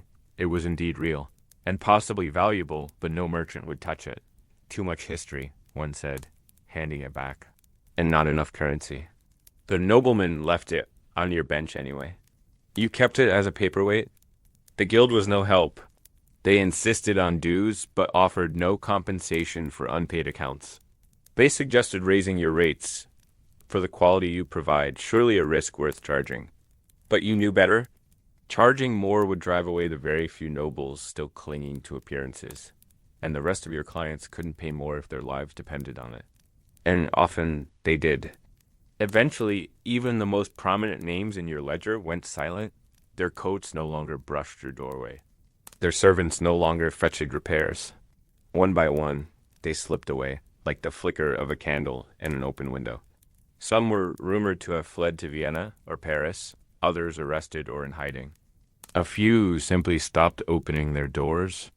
Their houses stood dark and empty, windows boarded, gardens overgrown. You began to see their boots in new places, on street vendors, on wandering musicians, on women who clearly hadn't been born into ballrooms. The boots had been sold, traded, lost. But they were still yours, your stitching, your shape. Sometimes you stopped them just for a second to check. A certain fold in the leather, a stain beneath the toe, a mark only you would recognize. And yes, it was yours. In those moments, you felt something strange. Not pride, not quite sadness, just a quiet understanding. Things had shifted. Wealth had changed hands. Names had been forgotten. But the work remained. The boots endured, worn by different people now. Scuffed, patched, lived in, but still walking. Your ledger, once filled with elegant calligraphy and noble crests, had turned practical. Names like Keja and Antek replaced Count S and Lady J. The entries were shorter, the payments smaller, but they came, in copper coins, in loaves of bread, in hand-knitted scarves on cold days. It was enough. Sometimes, late at night, when your shop was quiet and the fire burned low, you'd take out an old pair of boots you'd never sold, stiff with age, but still good leather. You'd turn them in your hands, tracing the stitches, remembering the man who ordered them, count something, maybe. Or was it Lord? He'd wanted them for a hunting trip that never happened. You kept them as a reminder of work well done, of promises unpaid, of history in slow retreat. You never stopped making boots. Not when the bills went unpaid. Not when the ballrooms emptied. Not even when the nobles stopped calling because your work wasn't about them. It was about the thread, the shape, the weight of a shoe that could carry a person through whatever came next. And if no one toasted you, that was fine. You didn't need champagne. You had your tools, your bench, and the quiet truth that even when the powerful vanished, someone still had to walk. Chapter 8, Winter Drafts, Worn Souls. Warsaw's winters came down like punishment. Not the charming kind of cold that brushed cheeks and invited hot drinks, but the kind that gnawed at bones, iced the inside of windows, and crept through the walls no matter how tightly you stuffed the cracks. The wind whipped around corners with a mind of its own, finding every exposed inch of skin, and freezing whatever courage was left in your lungs. For cobblers, it was the busiest season, when even the poorest clients came desperate, clutching misshapen boots and begging for something, anything to keep the frost from taking their toes. You could always tell when winter had truly arrived, not just from the snow, though it came early and stayed long, but from the silence. The streets grew quiet, not peaceful, just muffled. Horse hooves sounded heavier, children's laughter turned to coughing, and the clatter of boots on stone became slower, more deliberate. People walked less, or if they walked, they did so with their arms pressed tight to their sides, heads down, eyes watering from the sting. And every few minutes, your workshop door would open with a gust that brought snow and pleading voices inside. Customers didn't always ask directly. Sometimes they stood in the doorway for a long while, holding the ruined shape of what used to be a shoe. One heel half missing. One sole split clean through. Water damage, salt lines, cracked leather stiff as wood. They'd lay it on your bench with a kind of hope that bordered on superstition. Can you fix it? They'd ask, even when both of you knew the answer already, and you'd nod. Because what else could you do? Most brought only one pair, their only pair. And they couldn't wait a week. They couldn't wait 3 days. They needed something by morning. A miracle, really? A stitch that could turn tattered remnants into protection, if not comfort. You'd explain gently that the leather was beyond repair, that it would crack further, that even a ressole wouldn't hold. But they'd still look at you with eyes you couldn't refuse. So you worked with what you had. Old scraps softened in water and stitched with waxed thread. Newspaper wadded into lining for insulation. Boiled wool padding salvaged from a ruined coat. One woman brought you a pair of wooden sandals, claiming they'd been passed down from her grandfather. He survived a winter with these, she whispered. Maybe I can too. You added leather scraps to the inside, covered the straps with felt, and sent her on her way. You don't know if she ever came back? You hope she did. Your hands were always raw in winter, cracked at the knuckles, blackened beneath the nails, and perpetually stung by the contrast between hot glue and frozen air. The workshop's fire helped a little, but you couldn't afford to keep it blazing all day. So you worked in bursts, gluing, stitching, flexing your fingers over the coals, then returning to your bench as the cold crept back. Your tools felt colder than iron. Every nail you hammered echoed louder. Every cut felt like it could slice your skin just as easily as it did leather. The air smelled different too. Less of polish and more of damp wool, old smoke, and desperation. You began to associate certain smells with certain stories. A faint scent of mold, a family living in a cellar, bitter tobacco and glue, a child working alone while his father lay sick. You didn't ask questions.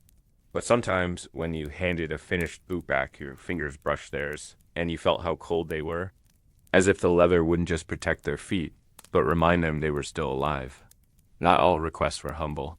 One afternoon, a man arrived wearing a coat far too fine for the district, his breath clouding in short, angry bursts. He dropped a pair of pristine boots on your table. Too tight, he barked. Fix them by tomorrow. He left without waiting for a reply. You stared at the boots. They were nearly perfect imported leather, fresh polish, brass buckles. But the inside was stiff. He hadn't broken them in. You softened the lining with heated oil and lamb's wool. The next morning he returned, didn't speak, and handed you a single coin. Barely worth the cost of your wax. Then there was the mother with 2 children, each wearing shoes tied together with twine. She asked if you had anything at all that could keep them warm. She offered a handkerchief in trade. It was embroidered, finely made. Likely the last thing she owned from before the war. You opened your scrap box, pulled out mismatched pieces of felt and leftover buckles, and cobbled together 2 pairs of makeshift boots. They were hideous, but they were warm. She cried when she took them. You kept the handkerchief, not because it was worth anything, but because you wanted to remember. Winter also tested your patience. One man brought the same boots 3 times in 2 weeks. Each time they had split again, soaked through, patched with straw, stitched in haste. He cursed at the snow, the salt, the world. You offered him coffee, but he waved it away. I just need to walk, he said. I don't care where. You reinforced the solace with double thread and a prayer. When he didn't return, you didn't ask around. Your apprentices suffered too. Their fingers blistered. Their tools slipped. They were too young to mask the pain, but too proud to complain. You taught them how to warm their palms on the side of a hot kettle, how to oil their hands before stitching, how to layer linen between their skin and the tools. You also taught them how to breathe slowly when the customer's story got too heavy. Listen, he said, but don't carry it all. There were rare moments of peace. A pair of boots mended cleanly. A child running down the alley, laughing, wearing something you'd stitched together with buttons from a broken coat. A returning customer who pressed your hand and said thank you like they meant it. One night, you found a small candle left on your windowsill. No, just a flame, flickering, offering a little warmth in return for all you'd given. In a winter like that, your shop wasn't just a place of trade. It was a place of shelter, of dignity, of trying. People came in with more than broken shoes. They came in with hopes, burdens, the cold pressed into their bones, and a question you never said aloud. Can you fix it? And you always tried. Behind every cobbler's shop was a home, or what passed for one. In Warsaw's poorer quarters, these spaces weren't separate buildings, but extensions of the workshop itself. The line between labor and living blurred with every winter gust. Every cracked window, every blanket hung as a curtain to hold back the cold. There was no parlor, no drawing room. Just the bench, the hearth, the storage shelf, and the corner where you laid your head. And in that same cramped space, life went on, stitched into the edges of the trade. For most cobblers, family wasn't a distraction from work. It was folded into the day like leather beneath the hammer. Your children were born into the rhythm of the shop. Their lullabies, the rasp of files and the knock of heels being nailed in place. By the time they could walk, they learned not to step on the tool pile. By the time they could speak, they knew how to name types of hide. By the time they were strong enough to carry a kettle, they were boiling water to soften glue. In winter, that space shrank further. The back room, if you had one, was barely large enough for a bedroll and a chest. The walls were stone or rotting wood. You lined them with cloth, not for beauty, but insulation. At night, the draft came up through the floorboards like breath from the earth, wrapping around ankles and curling between ribs. You burned whatever would catch scraps, broken lasts, even the heels of unsellable shoes. Every flame counted. Your children slept near the hearth, sometimes right beneath your bench. You learned to hammer more gently after dark. You stuffed rags into gaps where cold air slipped in and taught them to wrap their feet in strips of cloth when their shoes finally fell apart. You promised new pairs when things got better. And they nodded, too tired to ask when that might be. The smell of the workshop never left your clothes. Boiled glue, oiled leather, and char from the fire soaked into everything. Your wife, if you had one, worked alongside you, not because she wanted to, but because she had to. She handled the thread, kept the accounts, managed the barter. She cut lining from ruined coats and softened the leather with bare hands. Sometimes she stitched, sometimes she swept. Always she worried. Meals were taken at the same bench where shoes were mended. A bowl of cabbage soup pushed to the side so you could finish reattaching a tongue flap. Bread softened over the coals. Dried apples if you were lucky. On good days you had sausage. On bad days you didn't eat until someone paid. And sometimes you lied to your children, telling them you'd already eaten, just to see them finish their portion with a smile.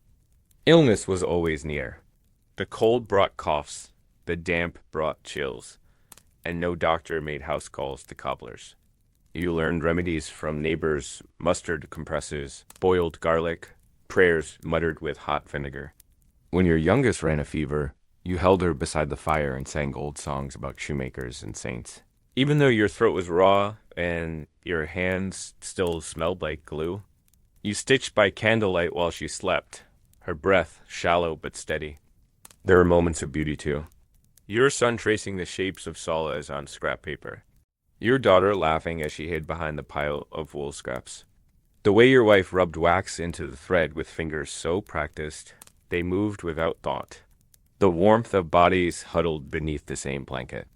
The sound of quiet breathing when the night finally calmed. Neighbors understood you weren't alone in this arrangement. The Cooper's family slept beside barrels. The weaver's loom stood just inches from their bed. No one had space. No one had privacy. But everyone knew what it meant to keep moving forward inch by inch, even when there was barely room to stretch your legs. Your tools stayed sharp because your children learned not to touch them. They knew which drawers they were allowed to open, which ones held nails, and which held the box of coins you rarely added to. On feast days, if there was something extra, you gave them gingerbread or a ribbon. If not, they understood. They didn't ask. They curled back under the bench and hummed lullabies to themselves until sleep took over. Sometimes, when customers came in, they paused upon seeing your family. One nobleman muttered something about filthy conditions. Another dropped a coin into your wife's hand and looked away, ashamed. But the working folk understood. They stepped carefully around the bedrolls, greeted your children by name, and offered sugar cubes if they had them. You trusted them more than you trusted most. In the spring, things shifted. The cold left slowly, like an unwelcome guest reluctant to give up his seat. The colds lasted longer. The coughs faded. Your children spent more time outside, chasing dogs and kicking stones and shoes you'd managed to piece together from leftovers. But every year, the memory of that winter stayed, not just in your bones, but in your boots. In every patch, every seam, every scuff mark that wouldn't polish out. When you sat at your bench with the light returning through the cracks in the wall, you looked at your family tired, quiet, but still whole, and felt something close to pride. Not for the shoes, but for the survival. For the hours spent stitching in silence while the snow piled outside and the hunger pressed in. And yet somehow you all stayed together. You didn't need a church's blessing to know you had done your part. You had given your hands, your time, your warmth. You had built more than solace. You had built a space. Fragile, yes. But real, and in that space, life held on. So you swept the floor. You sharpened your awl. You kissed your daughter's forehead. And when the next customer knocked, you opened the door with calloused fingers and hope stitched into every seam. Because even when the cold stole everything else, you still had your work and the warmth you made yourself. Chapter 9. The Execution Bell and the Cobbler's Wife segment. 1. A cobbler's wife accused of theft and sentenced, how rumor and poverty turned deadly. In a city crowded by hardship, tragedy didn't always arrive with blood or fire. Sometimes it came in the quietest of ways. A rumor whispered too close to the wrong ear.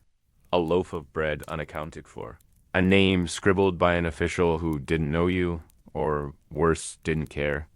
The story of the cobbler's wife was one such tragedy, one that passed through the alleys of Warsaw not with screams, but with silence, and stayed in the memories of those who knew how quickly things could fall apart. Her name was Ewa. She was not famous or noble, just the wife of a man who stitched boots for a living in the southern quarter of the city. They lived modestly, 2 children, a narrow shop with walls blackened by years of smoke, and a workbench shared between husband and apprentice. She ran the household, kept accounts, measured out flour so carefully that not a pinch went to waste. She also helped with lighter repairs, stitching linings and threading needles, hands always moving even when her eyes drifted to the window to watch her children chasing chickens through mud. They had little, but it was enough, until it wasn't. It began as such stories do, with desperation. One winter colder than most, fewer boots came through the door. Soldiers had begun requisitioning goods without payment, nobles had fled, and ordinary folk had no money left for repairs. The cobbler Jan did what he could. He worked until his knuckles cracked and the firewood ran out. But there were too many days with no coin, and the ledger grew heavier with debts. That's when Yua made a choice. She went to the bakery, not the fine one near the square, but the small stall run by a widow who sold yesterday's loaves for half price. Yua offered a small repair. She'd stitched the widow's torn apron, she said, in exchange for a round of rye bread. The widow agreed. The bread went home in a scarf. The apron was repaired that evening. 2 days later, the widow reported her. Said Yua had taken more bread than promised. Said the apron wasn't stitched properly. Maybe she believed it. Maybe she was pressured. Maybe she simply needed to prove to someone that she hadn't given away her goods freely. Whatever the reason, the complaint reached the wrong hands. The guards arrived at dawn. They didn't knock. They kicked the door open, turned over the workbench, spilled the glue, crushed a pair of boots mid-repair. Jan begged, shouted. Yua was still in her shift, trying to calm the children. They dragged her out with no shoes on. She didn't scream. She just looked back once, eyes wide not with fear, but with confusion. She hadn't stolen anything. Not really. In occupied Warsaw, justice was fast and public. She was sentenced in the day. No trial, no defense. Just a charge of theft and seditious behavior. Phrase the Russians liked to throw around when they wanted to justify a harsh example. The punishment, execution by hanging in the market square. They rang the execution bell the next morning. It echoed through the cobbled streets, louder than church bells, louder than the merchant calls, a sound no one could ignore. It bounced off rooftops and rolled beneath doorways. Children froze in their games, women pulled, the shutters closed. Men bowed their heads and kept walking. But everyone knew what the bell meant, and they all knew who it was for. Jan was held back. The guards barred him from the square, though he could hear the crowd murmur. He sat on the stoop of a neighbor's shop, face buried in his hands, until the bell stopped.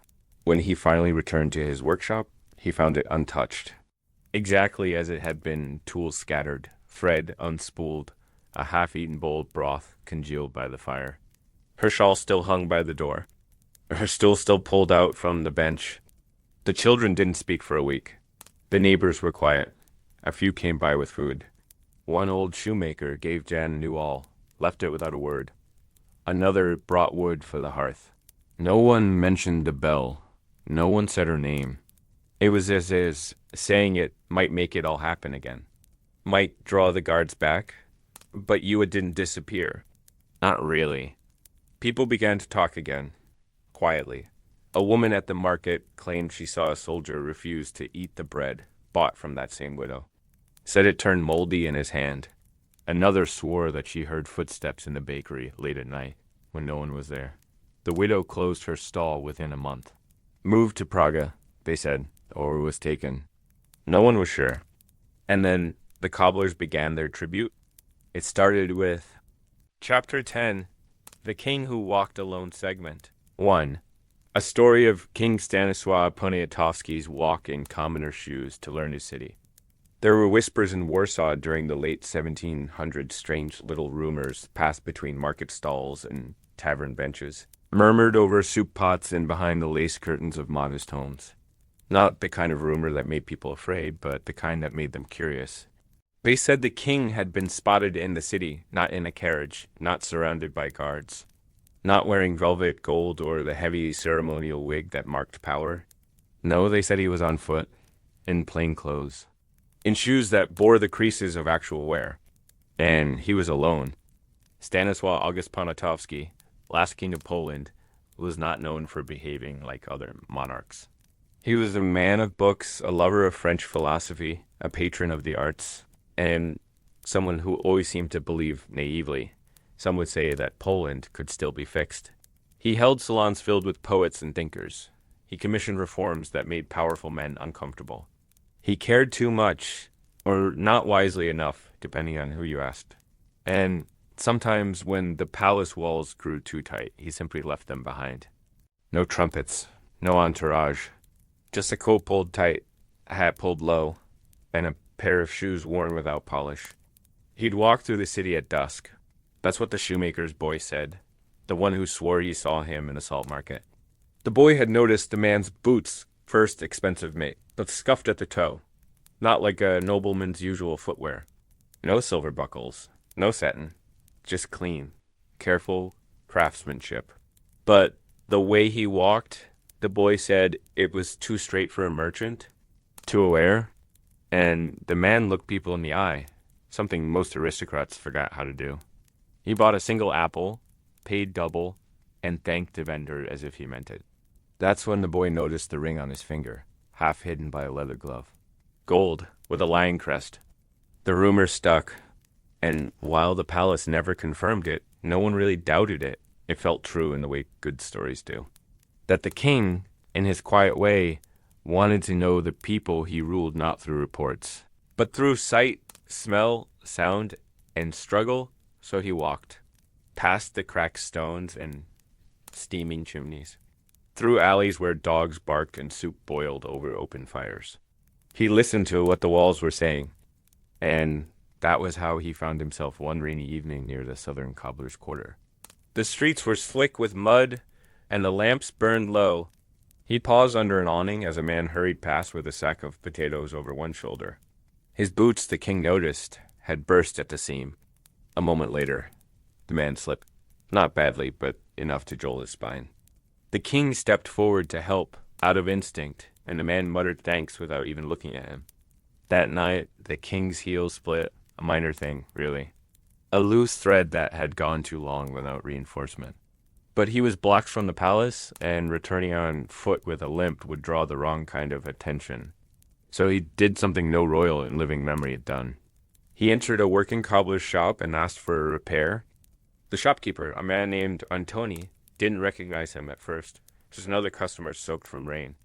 He waved him in, pointed to the bench near the fire, and motioned for the shoes. The king removed them carefully, wincing slightly. Antoni turned them over in his hands, nodding with professional interest. "Good make," he said, "but stitched too shallow at the heel. Weak spot there. Happens even in the best pairs." The king smiled. "I suppose even kings have weak heels." Antoni looked up, frowning. "You a nobleman?" "Something like that." "Don't get many of your sort down here?" The king chuckled. "I imagine not." Antoni didn't press. He set to work, hands practiced and fast, even as the rain tapped steadily against the window. The king sat quietly, watching the flames dance in the hearth and the way the shop smelled of wet wool and leather oil. It was nothing like the palace. But it was real. After a few minutes, Antoni spoke again. "Most nobles don't care how shoes are made. They just order more, toss the old ones. Wasteful. I try not to be wasteful." "Then you're not like most nobles." The silence between them stretched into comfort. When the repair was done, Antoni handed the shoes back and refused payment. "It's a simple fix. You can pay with a story." "A story?" Antoni leaned back. "Everyone who passes through here owes me one. A small one. A truth, if they have it." The king thought for a moment, then said, "I was once in love with a woman the world said I couldn't have. I tried to change the world to make it possible. It didn't work." Antoni raised an eyebrow. "Sounds like you aimed too high." "I was raised to aim high." Antoni nodded, then held out his hand. "Good enough?" They shook. The king pulled on the repaired boots, stood, and winced again, still a bit tight at the toe. "You'll break them in," Antoni said. The king opened the door, paused in the drizzle, and turned back. "If the world changes, if one day a man like me can walk these streets without needing to hide, remember this night." "I will," Antoni said, "but I won't bet on it." The king disappeared into the mist. For years, Antony kept that pair of boots. The king had returned them a week later, saying they were too stiff after all. Left them with a note, unsigned, but Antony knew. He stored them in the back, wrapped in cloth, never spoke of them. But when his son took over the shop, he passed them down and said, "There was once a man who tried to walk like us. Almost pulled it off." And maybe that was the story of the king in a single step, always trying, always just short, always walking alone. Long after that damp night, the cobbler Antony would remember the weight of the king's boot in his hand, not for its size, but for what it symbolized. Few knew how to tell a story through shoes like a cobbler. The scuffs, the wear pattern, the pressure points, they all betrayed secrets their owners might never say aloud. The king's boot, for example, had a faint tilt to the outer edge, suggesting hours of pacing. Not a soldier's stride, not a merchant's dash, a thinker's shuffle. Someone lost in his head while the world turned beneath his feet. What Antony did not expect, however, was that the man would return. He wasn't supposed to. That kind of client mysterious, too eloquent for the alley, too clean around the eyes usually vanished. They were always passing through. But 1 week later, with no fanfare and no cloak of secrecy, he came again. This time it wasn't for a repair. He stepped inside, damp again from light drizzle, and carried the same pair of boots now loosely tied and stuffed with linen at the toes. He placed them gently on the bench and said only, "They pinch more than they should." Antony offered to widen them, but the man shook his head.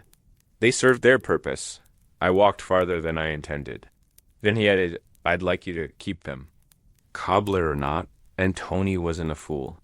He knew now who he was speaking to, or at least he knew enough. The ring had disappeared. The coat had changed. But there was something unmistakable in the man's gaze, an exhaustion mixed with stubborn dignity. That kind of weariness didn't come from long walks or sleepless nights. It came from responsibility. From centuries leaning across your shoulders like wet stone. Still, Antony did not kneel or bow or flinch. He simply nodded and asked if the man would like a cup of tea. They sat beside the hearth again, steam curling into the corners of the little shop. Antony stirred honey into a tin cup and pushed it across the workbench. "The last man to offer me a gold coin for a stitch had hands too soft to button his own shirt," he said casually. "You, on the other hand, seem to know how a fire burns and how boots blister." The king smiled, right? "Then perhaps I've failed at being royal? Or perhaps you've succeeded at being human." They drank quietly, the warmth filling the silence. Antony studied the boots' again creased leather, solace already showing signs of wear, but nothing dramatic. Still, the uneven heel, that slight overpronation on the left foot, it all said something. "You pace in circles," he said suddenly. The king looked up. "Excuse me? You think a lot? But you never go far from the center, always returning to the same spot. That's why the wear is thicker near the arch. You're walking in loops. I suppose that fits." Antony leaned forward. "Can I ask you something?" "You just did." The cobbler smirked. "Are you really going to fix anything?" The question landed like a dropped hammer. The king didn't blink, but his fingers tightened slightly on the tin cup. "I mean," Antony continued, "you walk among us, listen to us, wear our boots, eat our apples, but in the end, you go back. To your palace, to your papers, to your nobles who've never once patched a sleeve in their lives." The king looked at the fire. Then, with a soft exhale, said, "I try, every day. But the ones who pull the strings, they tie them tighter when I get close." Antony nodded. "Then let me give you a warning." The king turned, genuinely surprised. "You're walking toward a cliff. Everyone in the city feels it. The nobles are nervous, the merchants are bitter, and the poor are tired of waiting. We've patched your kingdom from heel to toe. But we can't keep mending something that's being torn apart faster than it's repaired. You think a cobbler's advice will change anything? I think a cobbler sees things most kings don't. You want to walk among us? Then hear this. We won't always be too afraid to shout. And when that shouting starts, your boots won't carry you fast enough. It wasn't a threat. It was an observation. A calm fact, laid out like leather on the bench. The king sipped the last of his tea, then placed the tin gently on the bench. He stood, adjusted his coat, and gave a nod more respectful than any royal decree. Thank you for the repair. And for the warning, as he turned to go, Antoni asked, "Do you want a new pair made?" The king paused. "No, I think I'll try walking barefoot for a while. Might feel the stones more clearly." And with that, he left. The boots remained in the shop. Antoni didn't display them. He wrapped them in linen and placed them on a shelf high above the workbench, behind the molds and dye jars. He didn't speak of them often, but when his grandson inherited the shop decades later, he found a note inside one of the boots, tucked into the heel lining. It read, in delicate script, "If I forget how the people walk, may these remind me. The grandson never sold the boots." He never wore them either. But every so often, when the political winds shifted and protests swelled outside the palace gates, he'd take them down, dust them off, and place them in the window for a single day. No sign, no explanation. Just the boots of a king who once tried to walk the streets without being noticed, and who left behind more than just footprints. Chapter 11. The Cathedral Boots Mystery Segment 1. A pair of boots that reappeared every Lent despite being buried with a priest.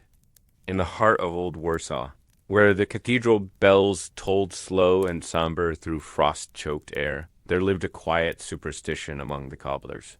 It wasn't spoken of loudly or written down, but it hung in the air like the scent of incense and old wax. It had to do with a pair of boots. Not just any boots, but a peculiar set of clerical footwear that, according to more than one witness, kept returning from the grave. The story always began the same way. Years ago, in the late 1750s, the Church of St. John buried one of its oldest priests, a man named Father Levitsky. He had been a fixture in the city tall, lean, with a voice like warm syrup and a way of turning even the strictest sermon into a bedtime tale. He was beloved by some and feared by others, not because he was cruel, but because he always seemed to know what you were thinking before you said it. When Father Levitsky died, the church mourned. His body was prepared with care, wrapped in white linen, and laid in his cassock. According to the sacristan who oversaw the burial rites, he was also interred with his favorite pair of boots, thick-soled, calf-high leather, dyed a deep oxblood red. Unusual for a priest, perhaps, but Father Levitsky had always been practical. He walked to every parish visit, rain or shine, and believed holy feet should be protected like sacred relics. The boots, they said, had been made by a cobbler who had gone blind shortly after finishing them. They fit perfectly. No squeak, no pinch, as if they had been meant for his soul as much as his solace. But then came Lent the following year. On Ash Wednesday, when the cathedral was dimly lit and the pews filled with cold breath and murmured prayers, something odd happened. A sacristan arriving early to open the chapel doors noticed a scuff on the marble floor near the altar. 2 scuffs, actually narrow, evenly spaced, the exact shape of boots. At first, he thought nothing of it. Dirt from someone's shoes, perhaps a careless visitor. But then he noticed that the scuffs continued along the aisle and stopped directly at the side chapel, where Father Levitsky had often prayed in solitude. There, beside the first pew, were 2 boots, oxblood red, lined with dust but upright and laced. Exactly the pair that had been buried with the priest.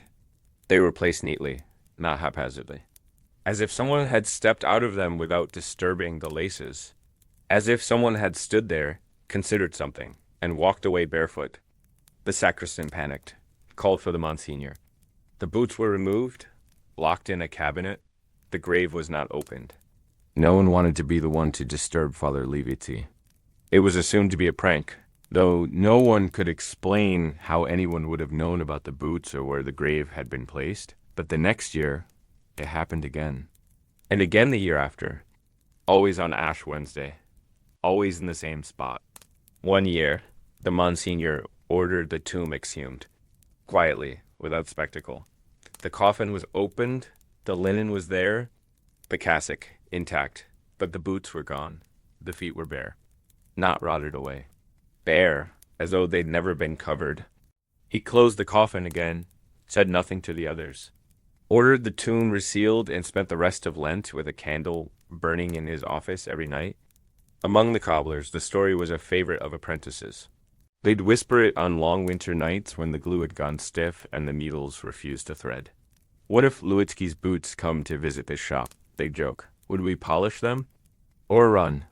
But the older cobblers didn't laugh. They remembered. Because Antonius, the same Antony from the king's boots, once claimed he had seen those very boots himself. Not in the cathedral, but outside his shop. One year, on a misty March morning, he found a pair sitting just inside the threshold. No footprints led to or from the door. No owner. Just boots. Red leather. Worn in the way only a priest would be creased across the instep from constant kneeling. He didn't touch them. Just stared. They vanished by dusk. For years after that, some cobblers refused to work on church footwear at all during Lent. Superstition, yes. But in a city where graves sometimes spoke louder than the living, superstition had its own logic. Some believed the boots reappeared because Father Lewicki still had work to do. Others claimed it was punishment for burying pride with humility, for letting a man's love for earthly things follow him beyond the veil. A few whispered darker theories that Lewicki had known things he wasn't meant to know, and those boots were his only way back to keep an eye on the world. But among cobblers, one belief stood out, that the boots walked again not because of sin or sainthood, but because they had been made with too much care, too much love. The cobbler's hands had crafted something so perfect it refused to stay buried. That in stitching every seam, he had stitched in something eternal, a kind of devotion that even death could not undo. And so every Lent, the cathedral cobblers prepared a little differently. They laid out extra cloth, lit a candle in the corner of the workshop, and left a space near the bench clear, just in case a pair of red boots decided to return.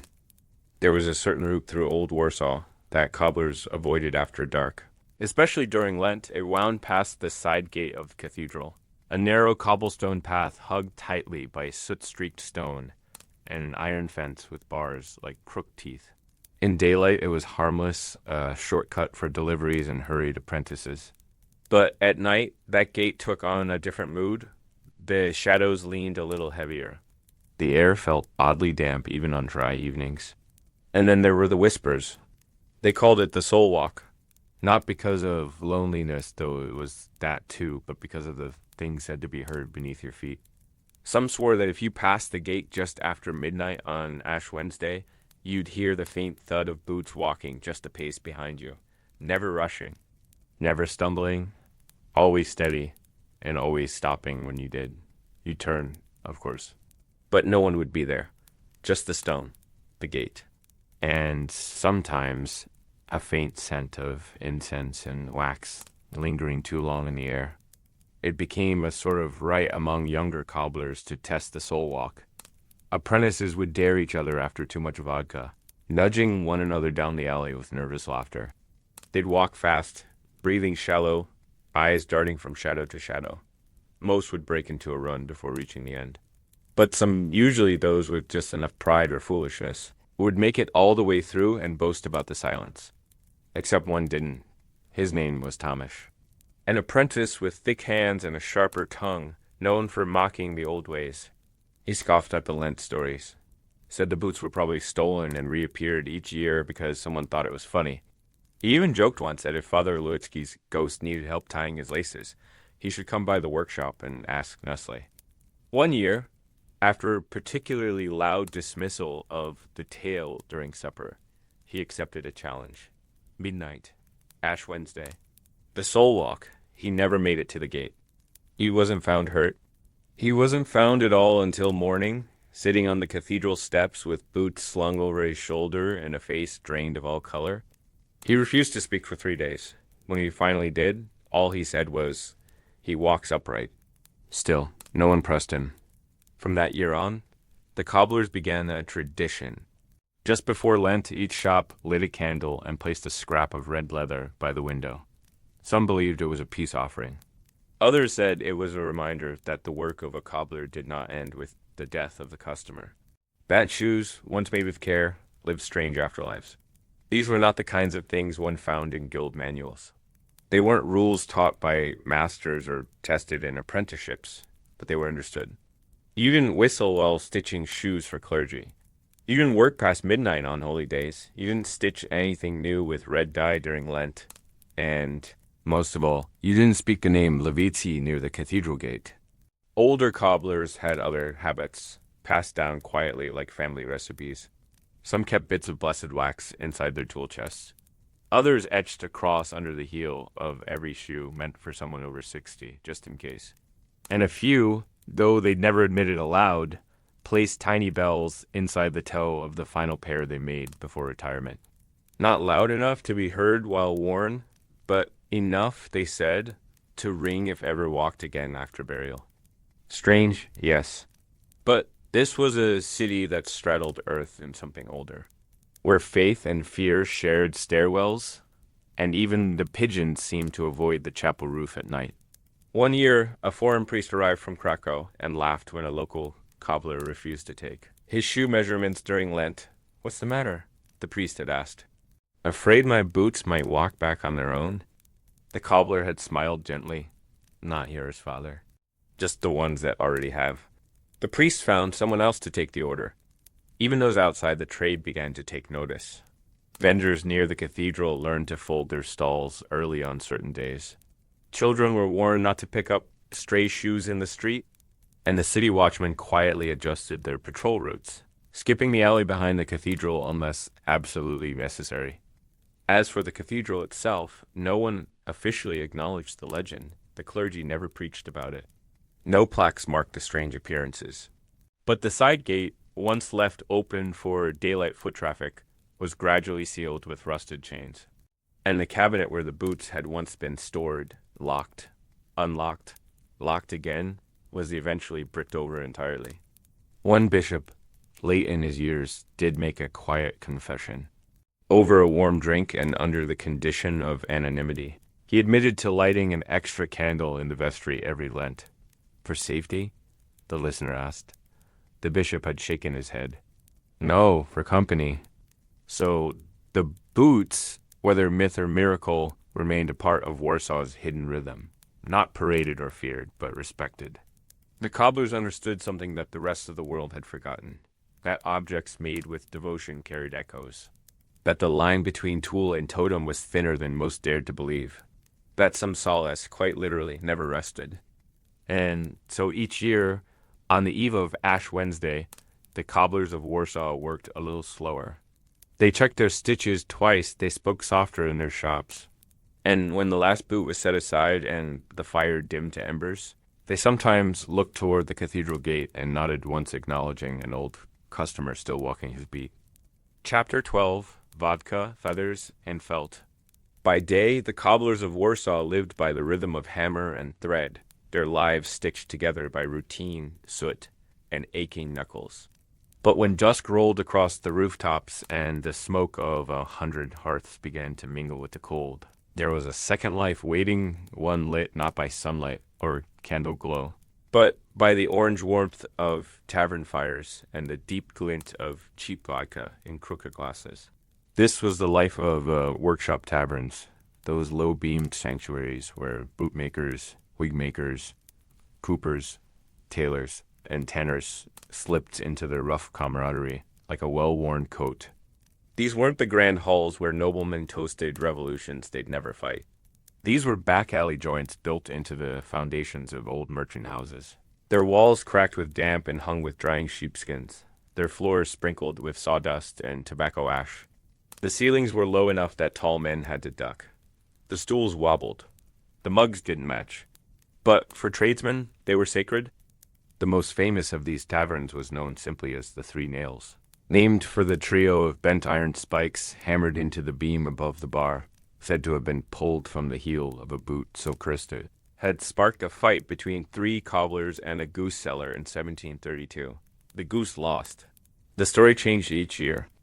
Inside the Three Nails, everyone was welcome, provided they came with work-worn hands and knew how to laugh through missing teeth.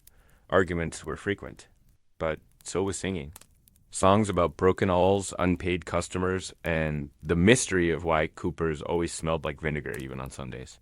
Someone always had a fiddle. Someone else always had too much to drink. And in between stories and swigs, tradesmen swapped knowledge the way scholars traded manuscripts, quietly, reverently, and always with a side of complaint. Your boots still squeak, Yannick, one would call out. They squeak less than your knees, you old draft, came the reply. Some nights, competitions broke out. Who could thread a needle fastest while blindfolded? Who could guess a customer's foot size just by touch? One cobbler claimed he could identify 40 types of leather by smell alone, though he once mistook boiled cabbage for calfskin and never lived it down. Others got involved too. There was a tavern further down by the Vistula called the Red Stitch, where milliners drank alongside cobblers, and a particularly flamboyant wigmaker named Victor insisted on judging a contest where each man had to craft a small shoe from goose feathers and glue. The winning entry held together long enough to be worn by a tavern cat, who strutted around with all the arrogance of a bishop before promptly vomiting into a tankard. Behind the silliness, though, these nights served a deeper purpose. They were pressure valves for lives lived under hard ceilings. Cobblers, after all, didn't get medals. They got corns. They didn't get thanks. They got shouted at for loose laces and blamed for the weather-ruining solace. The taverns were where they could exhale. Here, they could whisper the names of customers who paid late or never paid at all. They could share tips how to stretch a boot that pinched, how to blend vinegar and pig fat to soften cracked leather. They warned each other about apprentices with sticky fingers or journeymen who skipped town with the deposit money. But there were rules, unwritten, always obeyed. No one mocked a man's stitching. No one spoke of the burned workshop on Floriaska Street where 3 cobblers died in the winter fire of '68, and no one ever drank from the chipped black mug near the hearth. It belonged to old Marta, a woman cobbler who'd stitched through the plague year with hands blistered raw. Refusing to leave her post while the city sickened around her, she died with her boots on. Her mug remained. Some of the best deals in Warsaw were made in these taverns, not by ink and paper, but by handshake and nod. You wanted a favor? You brought vodka? You needed a rare dye or a German mold? You bought the next round.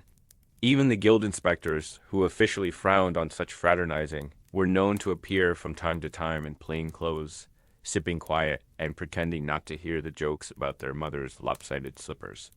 Women were rare in the trade, but not invisible. Marta had been one. So was a wiry-haired shoemaker's widow named Helena, who smoked like a chimney and could outdrink half the coopers. When a noblewoman once left her brocade heels for repair and demanded perfection, Helena restitched them so precisely that they squeaked with every step on purpose. She called it revenge and rhythm.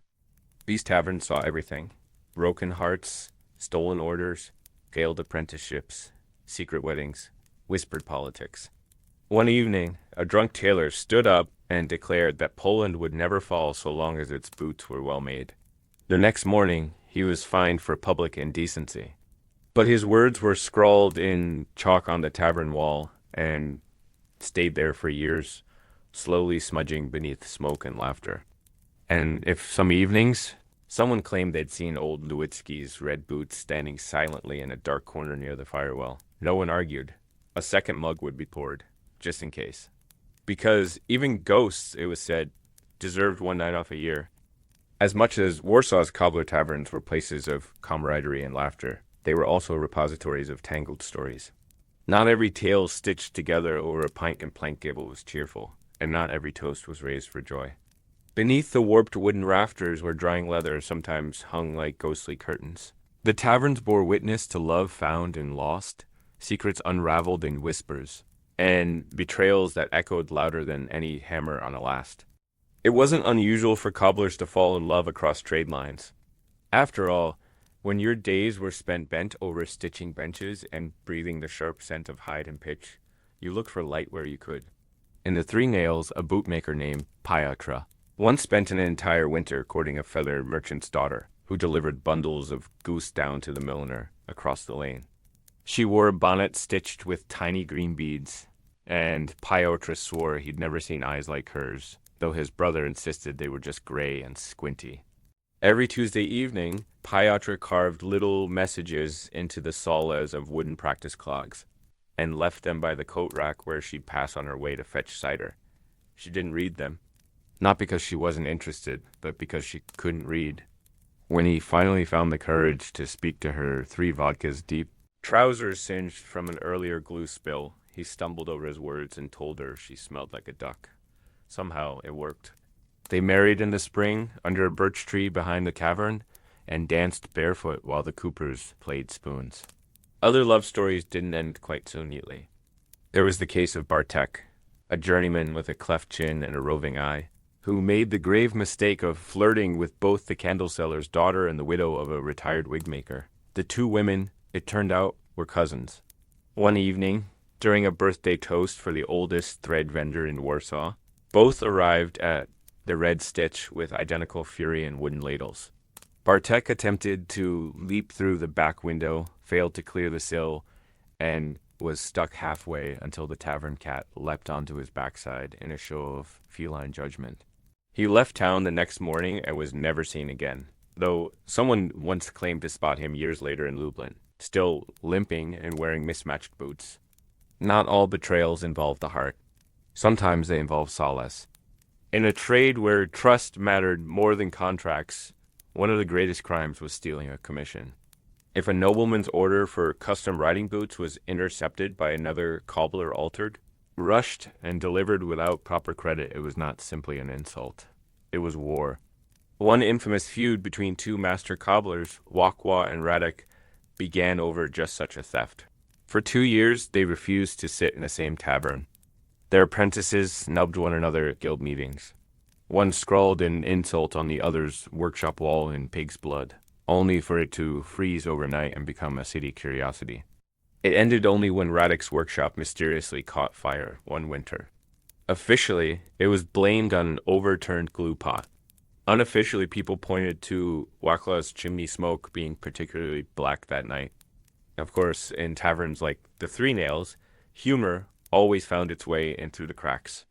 Glue disasters were common, especially when drink outpaced attention. On one unforgettable evening, a young apprentice named Jacob sat down on a stool, not realizing someone had spilled hot leather glue across the seat. He stood up shrieking, his breeches fused to the wood, and had to be pried loose with a tanner's bone spatula. The stool was kept behind the bar afterward, renamed Jacob's Throne, and used as a warning against carelessness and hubris. Some stories went deeper still. A quiet cobbler named Stefan once confessed, through slurred lips and a tear-streaked beard, that he'd hidden letters in the lining of noblemen's shoes for years, not for pay, but for love. His brother had joined a rebel cell against Russian occupation, and Stefan had found ways to pass information through the solace and heels of the powerful. He stitched resistance into every pair. No one ever found out. Except once, when a Russian officer returned a pair with a ripped heel and complained the paper inside had made his foot itch. Stefan never drank that deeply again.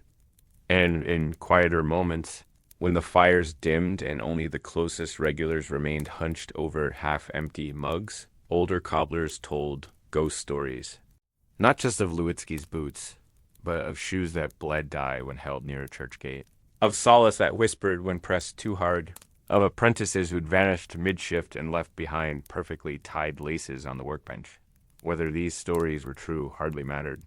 In a trade where your fingers knew the weight of another man's life by the shape of his step, belief and truth often blurred.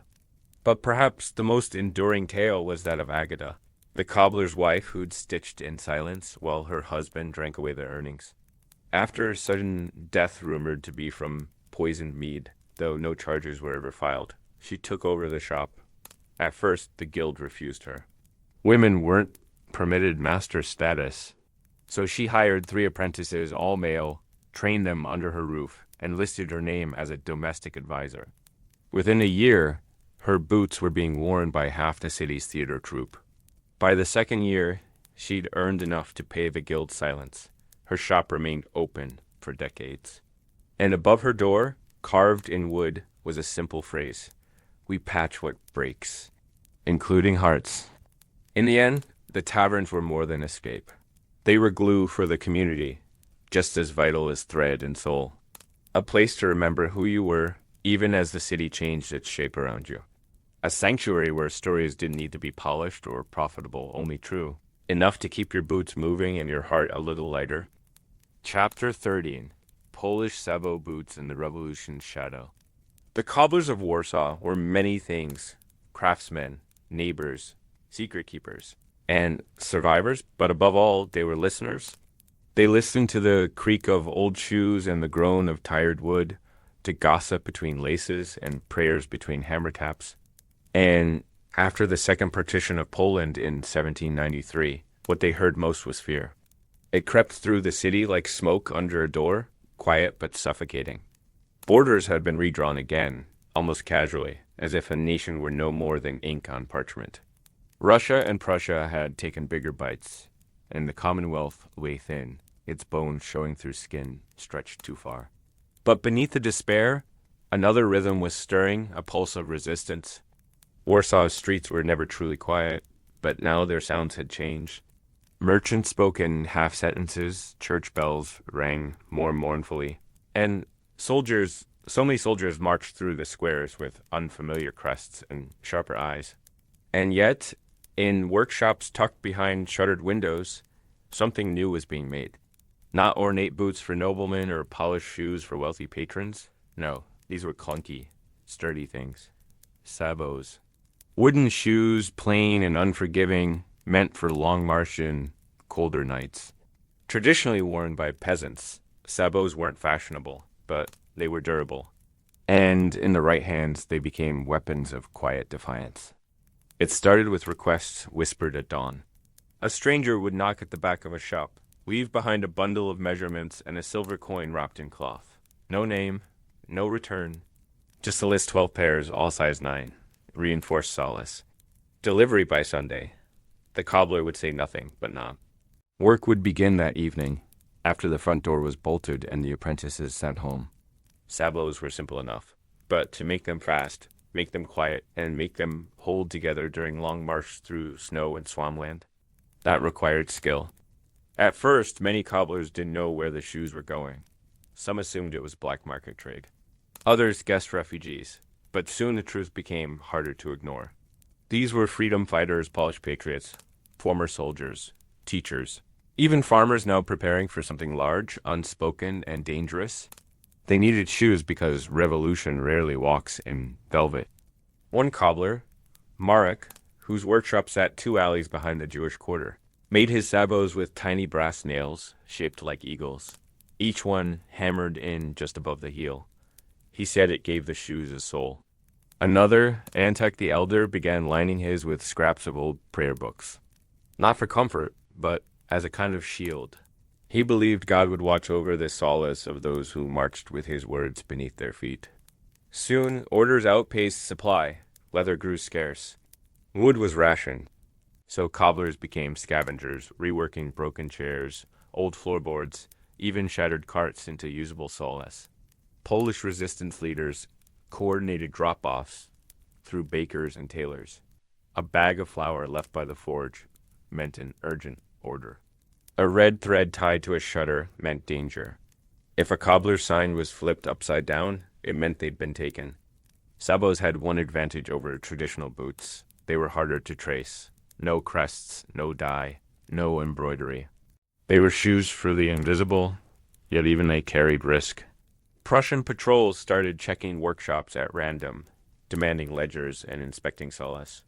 Russian informants lingered near taverns, hoping to catch a whisper. A single unfinished shoe could mean prison. Or worse. One night, a journeyman named Chimek was caught carrying 6 pairs in a basket marked for turnips. He was 15. The soldiers laughed at first. Then they found the notes tucked into the lining's roots, rendezvous points, code names. Chimek never spoke again. His hands were broken in the market square. But a week later, 3 new cobblers appeared in his old alley, working from dusk till dawn. Each one lit a small candle in the corner of their shop before hammering the first nail. They didn't say Chimek's name, but they made the same size shoes. There were moments of triumph, too. In late spring of 1794, a group of partisans led a successful raid on a Prussian outpost outside Warsaw. Of the 12 who escaped back into the woods, 10 were wearing sabots made by Helena, the same widow who once stitched sabotage into a noblewoman's heels. She was 63, nearly blind, but her hands remembered every curve, every stitch. When she heard the news, she didn't smile. She just poured herself a glass of bitter cordial and went back to her bench. But the work wore on the cobblers, physically and otherwise. They aged faster. Their eyes dulled. Their fingers trembled in moments they never used to, because each pair of shoes meant something now. Each one might carry someone to safety or toward a bullet. And no matter how well they stitched, they couldn't guarantee where those shoes would stop. Still, they kept making them. Even apprentices joined in, barely trained but fiercely committed. A boy named Philip, 12 and scrappy, began carving sabot soles from stolen fence posts. He was caught by a landlord and beaten, but refused to reveal who had asked for the shoes. When he healed, the entire street brought him scraps wood, nails, wax. They called him the boy with no tongue, though his tongue worked fine. He just didn't waste it. These sabots, though plain, became artifacts of resistance. Some bore hidden compartments. Others had slits for maps or messages. A few were carved with faint lines, route markers disguised as decorative grain. Each pair told a story, and though they never made it into the history books, their echoes lingered in muddy paths, frozen fields, and rebel camps tucked into pine thickets. They say one man, a cobbler who lost both sons to the Russians, made a final pair so strong and heavy that the wearer's every step left a dent in the frozen ground. The man who wore them later walked 30 miles through sleet to warn a village of an approaching battalion. That village evacuated in time. The shoes were left behind. Years later, a young boy found them nailed to a tree, filled with dried herbs and wax.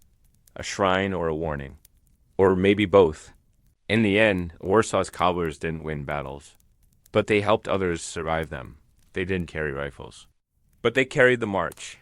And when the city trembled beneath the boots of foreign soldiers, it did so knowing that somewhere, in a quiet workshop, another pair was being made. Not for money, not for glory, but for Poland. When the uprising finally came in 1794, it arrived like a storm that had been rumbling for years, low and distant, then sudden and all-consuming.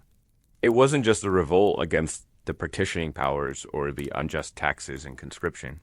It was an eruption of something deeper, older, born from every worn pair of shoes that had walked through mud for a country that kept shrinking on every map. The streets of Warsaw, already worn thin with fear, now rang with hurried boots, shouted orders, and the crackle of musket fire. The cobblers knew it was coming.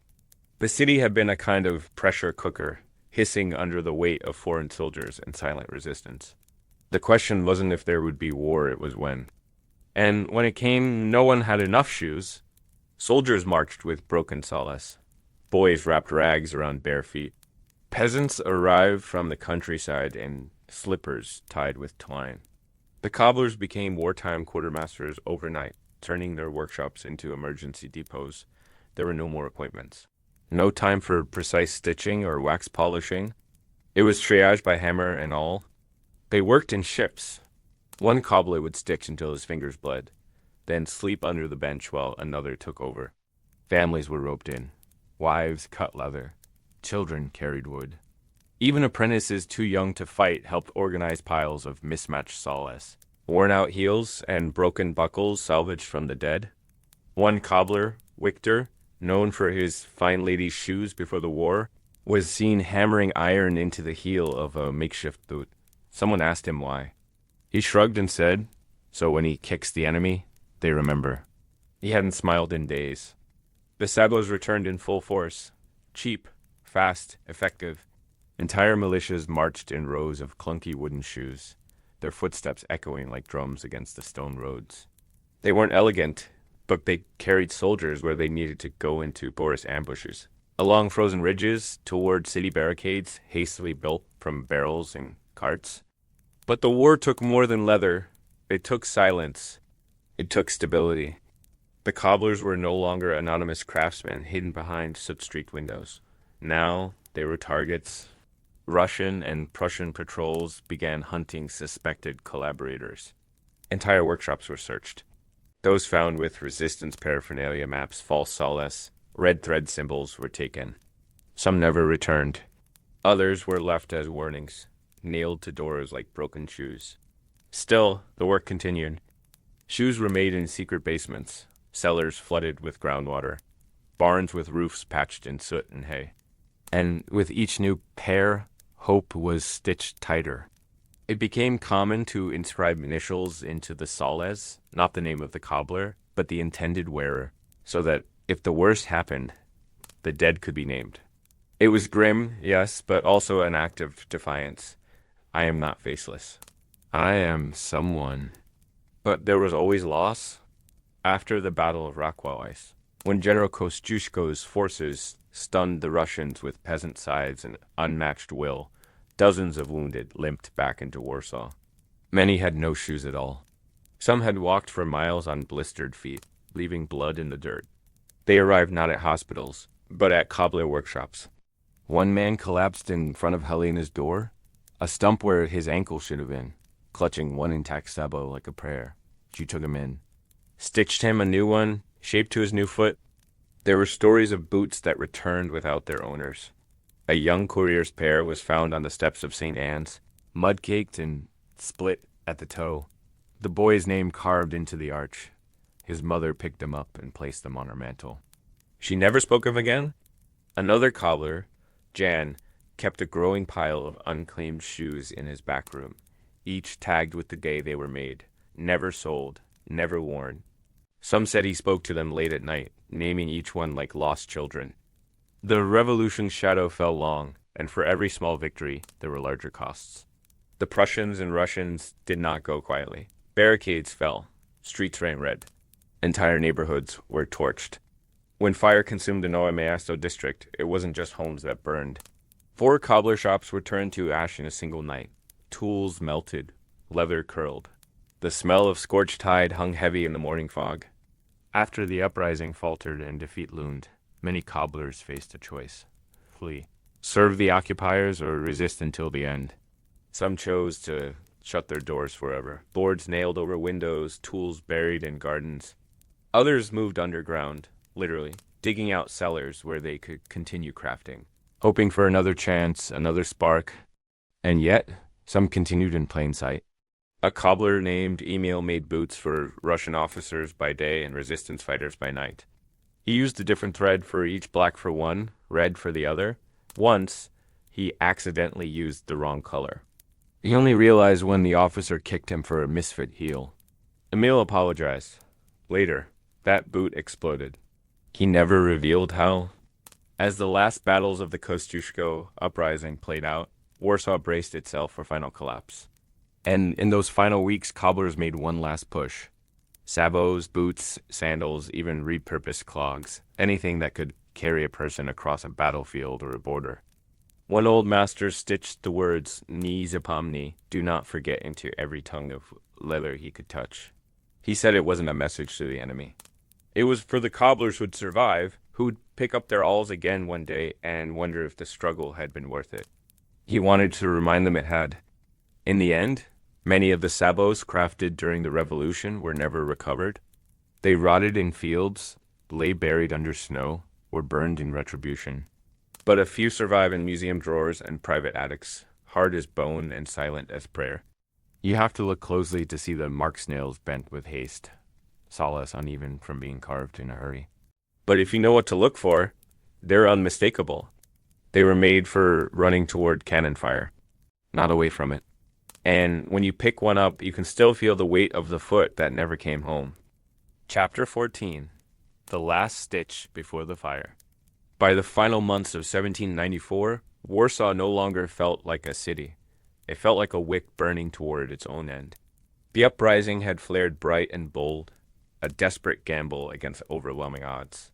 But now the flame flickered low. The Prussian and Russian armies pushed in from every direction, and the cobbled streets that once echoed with revolutionary chants were now littered with ash, broken shutters, and abandoned boots. Those who had dreamed of a free Poland were now left to choose their method of surrender. The cobblers, though never soldiers in uniform, found themselves cornered like enemies. Their crime? Not words or weapons, but stitching too well.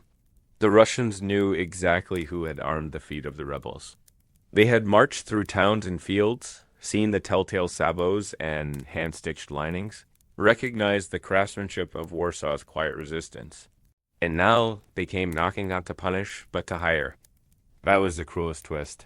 The same occupation that had dismembered the Commonwealth now asked its craftsmen to rise from the rubble and make boots for its own soldiers. There were quotas, edicts, payments offered in coin that meant little when bread cost more. Cobblers were expected to reopen shops, restock their supplies, and repair the solace of those who had trampled their dreams. Some agreed, a few out of fear, others out of hunger, but many didn't. In the shadowed corners of old Warsaw, a choice spread like mold across damp cellar walls: serve, flee, or burn it all down. And so the fire started. It wasn't a single blaze or dramatic night of flames leaping into the sky. It was quieter than that, sadder, more intimate. Workshops were dismantled piece by piece, tools buried or smashed, windows bricked over. And in the end, the hearths that had warmed generations of hands were stoked not to mend, but to destroy. The first known act came from the alley off Piekarska Street. Janek, whose boots had carried rebels across swamps and into battle, stood before his family's workshop with a bottle of lamp oil and a prayer. He sent his children to the baker's shop across the way, kissed his wife on the forehead, then stepped inside and locked the door. Neighbors watched smoke rise from the chimney, thick and dark. No one called for help.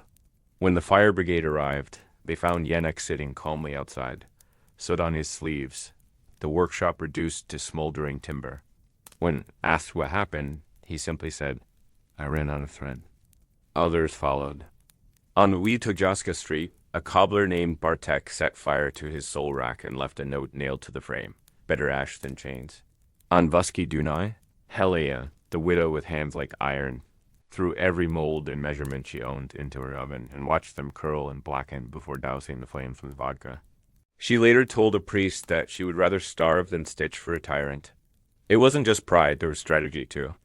The Russians needed boots. Winter was coming. And Warsaw's cobblers knew they were the last line of supply. If they refused, soldiers would march in cold, wet, worn-out shoes. Frostbite, delay, discomfort, these were weapons now.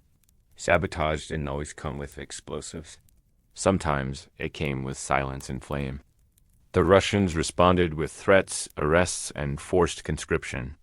Some cobblers were dragged into military service as shoemakers for regiments. Others disappeared entirely, their shops looted, their names scratched off registries. The city's guild, once a powerful collective of skilled men, was shattered. Its records burned, its leaders in hiding. In the space of weeks, an entire profession collapsed in protest. But even in destruction, the cobblers found meaning. One master stitched a single shoe, the left only, and placed it on the doorstep of every workshop that had burned. No message. Just the shoe. A sign. A farewell. In time it became a tradition. Some say a dozen of those shoes remain, stored in dusty trunks or mounted in old homes that survived the fire. Museums call them curiosities. The descendants of cobblers know better. They were last words. Some of the final shoes made before the burning were extraordinary in their plainness. Unmarked, unfinished, lacking laces or polish. But to those who made them, they were sacred. The last shoes stitched in freedom, before silence returned. One such pair, found decades later in a cellar wall, carried a secret folded beneath the sole, a scrap of fabric inked with a line from a banned poem Poland sleeps, but her footsteps echo still. When the final embers cooled and the soldiers stopped asking for boots, Warsaw limped into winter. Streets were quiet. Snow covered the blackened ruins. Children played among charred leather scraps, unaware of their meaning. And in the evenings, old men sat on stoop, shoes worn thin, and remembered the days when every cobbler's shop was alive with rhythm and pride. There would be cobblers again, of course. Time does not stop for loss. But those who came after did so with ghosts at their side. Every stitch remembered, every hammer tap echoed, And deep beneath floorboards and walls, the smell of burnt oak and glue lingered, a silent reminder that dignity, once chosen, leaves marks deeper than any scar. When the uprising finally came in 1794, it arrived like a storm that had been rumbling for years, low and distant, then sudden and all-consuming. It wasn't just a revolt against the partitioning powers or the unjust taxes and conscription. It was an eruption of something deeper, older, born from every worn pair of shoes that had walked through mud for a country that kept shrinking on every map. The streets of Warsaw, already worn thin with fear, now rang with hurried boots, shouted orders, and the crackle of musket fire. The cobblers knew it was coming. The city had been a kind of pressure cooker, hissing under the weight of foreign soldiers and silent resistance. The question wasn't if there would be war, it was when. And when it came, no one had enough shoes. Soldiers marched with broken solace. Boys wrapped rags around bare feet. Peasants arrived from the countryside in slippers tied with twine. The cobblers became wartime quartermasters overnight, turning their workshops into emergency depots. There were no more appointments. No time for precise stitching or wax polishing. It was triage by hammer and awl. They worked in shifts. One cobbler would stitch until his fingers bled, then sleep under the bench while another took over. Families were roped in. Wives cut leather. Children carried wood. Even apprentices too young to fight helped organize piles of mismatched solace. Worn-out heels and broken buckles salvaged from the dead. One cobbler, Victor, known for his fine lady's shoes before the war, was seen hammering iron into the heel of a makeshift boot. Someone asked him why. He shrugged and said, "So when he kicks the enemy, they remember." He hadn't smiled in days. The sabots returned in full force. Cheap, fast, effective. Entire militias marched in rows of clunky wooden shoes, their footsteps echoing like drums against the stone roads. They weren't elegant, but they carried soldiers where they needed to go into porous ambushes. Along frozen ridges, toward city barricades, hastily built from barrels and carts. But the war took more than leather. It took silence. It took stability. The cobblers were no longer anonymous craftsmen hidden behind soot-streaked windows. Now they were targets. Russian and Prussian patrols began hunting suspected collaborators. Entire workshops were searched. Those found with resistance paraphernalia maps, false solace, red thread symbols were taken. Some never returned. Others were left as warnings, nailed to doors like broken shoes. Still, the work continued. Shoes were made in secret basements, cellars flooded with groundwater, barns with roofs patched in soot and hay. And with each new pair, hope was stitched tighter. It became common to inscribe initials into the soles, not the name of the cobbler, but the intended wearer, so that if the worst happened, the dead could be named. It was grim, yes, but also an act of defiance. I am not faceless. I am someone. But there was always loss. After the Battle of Rakowicz, when General Kosciuszko's forces stunned the Russians with peasant scythes and unmatched will, dozens of wounded limped back into Warsaw. Many had no shoes at all. Some had walked for miles on blistered feet, leaving blood in the dirt. They arrived not at hospitals, but at cobbler workshops. One man collapsed in front of Helena's door, a stump where his ankle should have been, clutching one intact sabot like a prayer. She took him in, stitched him a new one, shaped to his new foot. There were stories of boots that returned without their owners. A young courier's pair was found on the steps of St. Anne's, mud-caked and split at the toe. The boy's name carved into the arch. His mother picked them up and placed them on her mantle. She never spoke of again. Another cobbler, Jan, kept a growing pile of unclaimed shoes in his back room, each tagged with the day they were made, never sold, never worn. Some said he spoke to them late at night, naming each one like lost children. The revolution's shadow fell long, and for every small victory, there were larger costs.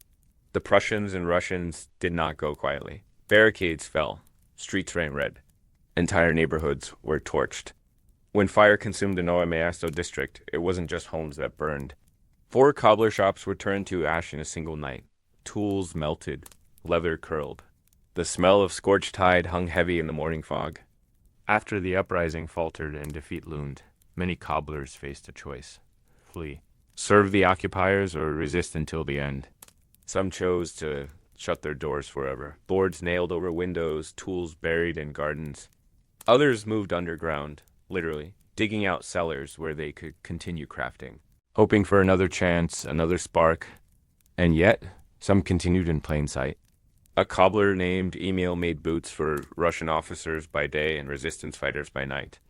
He used a different thread for each, black for one, red for the other. Once, he accidentally used the wrong color. He only realized when the officer kicked him for a misfit heel. Emil apologized. Later, that boot exploded. He never revealed how. As the last battles of the Kosciuszko uprising played out, Warsaw braced itself for final collapse. And in those final weeks, cobblers made one last push. Sabots, boots, sandals, even repurposed clogs. Anything that could carry a person across a battlefield or a border. One old master stitched the words, "Ni zapomni," do not forget, into every tongue of leather he could touch. He said it wasn't a message to the enemy. It was for the cobblers who'd survive, who'd pick up their awls again one day and wonder if the struggle had been worth it. He wanted to remind them it had. In the end, many of the sabots crafted during the revolution were never recovered. They rotted in fields, lay buried under snow, or burned in retribution. But a few survive in museum drawers and private attics, hard as bone and silent as prayer. You have to look closely to see the marked nails bent with haste, sawless uneven from being carved in a hurry. But if you know what to look for, they're unmistakable.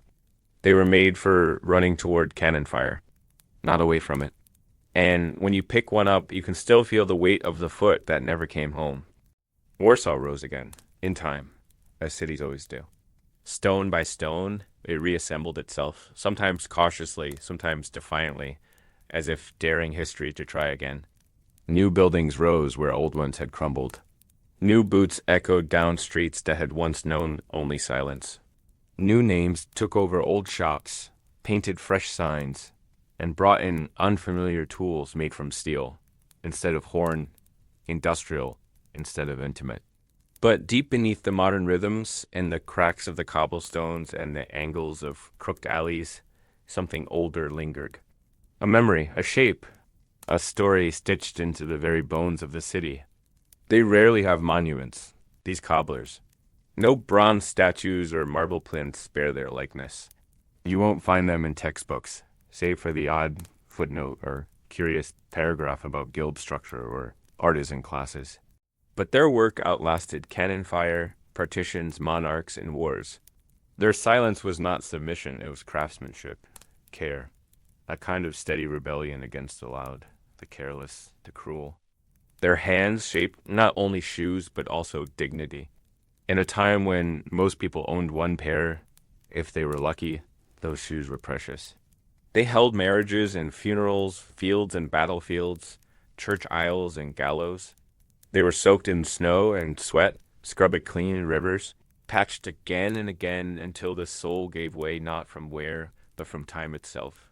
And every step taken in them was a testament to the one who made them. Someone who bent over a bench in poor light, with aching shoulders and calloused thumbs, and chose to give your foot, just a little more comfort in a brutal world. There's something profoundly human in that. The cobbler rarely knew where his work would go. He didn't ask, he didn't follow. He just built, carefully, quietly, day after day. When others shouted in the streets, he stitched in solitude. When borders shifted and flags changed, he measured arches and cut heels. When wars erupted, he repaired what he could. And when peace came, rare and fragile as a moth's wing, he didn't celebrate. He just kept stitching, sometimes in the dead of night. One might walk Warsaw's older quarters and imagine the sound of hammers against wood, the soft rasp of leather against stone, the rhythm of needles piercing hide. It's almost like a lullaby, that invisible soundtrack. A song of makers, of lives spent in repetition, not because they lacked imagination, but because they believed in something deeper than fame or fortune. Function, service, quiet pride. They didn't all live noble lives. Some were petty. Some drank too much. Some gossiped or stole or took shortcuts when no one was looking. They were human, That, too, is part of their legacy. But even in their flaws, they left behind something rare evidence of care. Every shoe tells you that. Every sole wears differently. Every stitch curves just slightly based on the hand that placed it. Each one says, I was made for someone. And in that, there's something deeply comforting. We live in a world that forgets quickly, that discards and replaces, that praises speed over skill. But the cobblers of 18th century Warsaw remind us that sometimes the most radical act is to slow down, to do something well, even when no one will see. To refuse to serve the cruel, even if it means burning what you've built. To honor each footstep, not with applause, but with preparation. Perhaps, then, the true weight of history isn't carried by kings or chroniclers, but by craftsmen. Those whose names we do not know, but whose work carried others literally across every major moment. Through mud and ice and war, to weddings and exiles, into rebellions and homecomings. The shoemakers didn't change the world. They helped it move. And for that, we owe them more than a page in a book. We owe them a pause, a thought, a whispered thank you. Perhaps next time we lace up our own shoes and walk into a world they helped shape. Step by painful, patched, resilient step. Sleep now, knowing that someone once bent over a bench by candlelight, far away in a city covered in soot and snow, and made something for a foot not their own. Because even hardship, they believed that every step deserved a soul that wouldn't give out.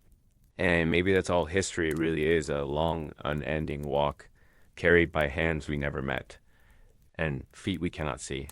Good night. Thank you for drifting through history with us. If you enjoyed this quiet journey into the past, gently tap subscribe and let the drowsy historian be your guide whenever sleep feels far away. Until next time, rest well, dream deeper, and remember, history is never in a hurry. Warsaw rose again, in time, as cities always do. Stone by stone, it reassembled itself, sometimes cautiously, sometimes defiantly, as if daring history to try again. New buildings rose where old ones had crumbled. New boots echoed down streets that had once known only silence. New names took over old shops, painted fresh signs, and brought in unfamiliar tools made from steel, instead of horn, industrial, instead of intimate. But deep beneath the modern rhythms and the cracks of the cobblestones and the angles of crooked alleys, something older lingered. A memory, a shape, a story stitched into the very bones of the city. They rarely have monuments, these cobblers. No bronze statues or marble plinths bear their likeness. You won't find them in textbooks, save for the odd footnote or curious paragraph about guild structure or artisan classes. But their work outlasted cannon fire, partitions, monarchs, and wars. Their silence was not submission, it was craftsmanship, care, a kind of steady rebellion against the loud, the careless, the cruel. Their hands shaped not only shoes, but also dignity. In a time when most people owned one pair, if they were lucky, those shoes were precious. They held marriages and funerals, fields and battlefields, church aisles and gallows. They were soaked in snow and sweat, scrubbed clean in rivers, patched again and again until the soul gave way not from wear, but from time itself. And every step taken in them was a testament to the one who made them. Someone who bent over a bench in poor light, with aching shoulders and calloused thumbs, and chose to give that foot, your foot, just a little more comfort in a brutal world. There's something profoundly human in that. The cobbler rarely knew where his work would go. He didn't ask, he didn't follow. He just built, carefully, quietly, day after day. When others shouted in the streets, he stitched in solitude. When borders shifted and flags changed, he measured arches and cut heels. When wars erupted, he repaired what he could. And when peace came, rare and fragile as a moth's wing, he didn't celebrate. He just kept stitching, sometimes in the dead of night. One might walk Warsaw's older quarters and imagine the sound of hammers against wood, the soft rasp of leather against stone, the rhythm of needles piercing hide. It's almost like a lullaby, that invisible soundtrack. A song of makers, of lives spent in repetition, not because they lacked imagination, but because they believed in something deeper than fame or fortune. Function, service, quiet pride. They didn't all live noble lives. Some were petty. Some drank too much. Some gossiped or stole or took shortcuts when no one was looking. They were human. That, too, is part of their legacy. But even in their flaws, they left behind something rare evidence of care. Every shoe tells you that. Every sole wears differently. Every stitch curves just slightly based on the hand that placed it. Each one says, I was made for someone. And in that, there's something deeply comforting. We live in a world that forgets quickly, that discards and replaces, that praises speed over skill. But the cobblers of 18th century Warsaw remind us that sometimes the most radical act is to slow down, to do something well, even when no one will see. To refuse to serve the cruel, even if it means burning what you've built. To honor each footstep, not with applause, but with preparation. Perhaps, then, the true weight of history isn't carried by kings or chroniclers, but by craftsmen. Those whose names we do not know, but whose work carried others literally across every major moment. Through mud and ice and war, to weddings and exiles, into rebellions and homecomings. The shoemakers didn't change the world. They helped it move. And for that, we owe them more than a page in a book. We owe them a pause, a thought, a whispered thank you,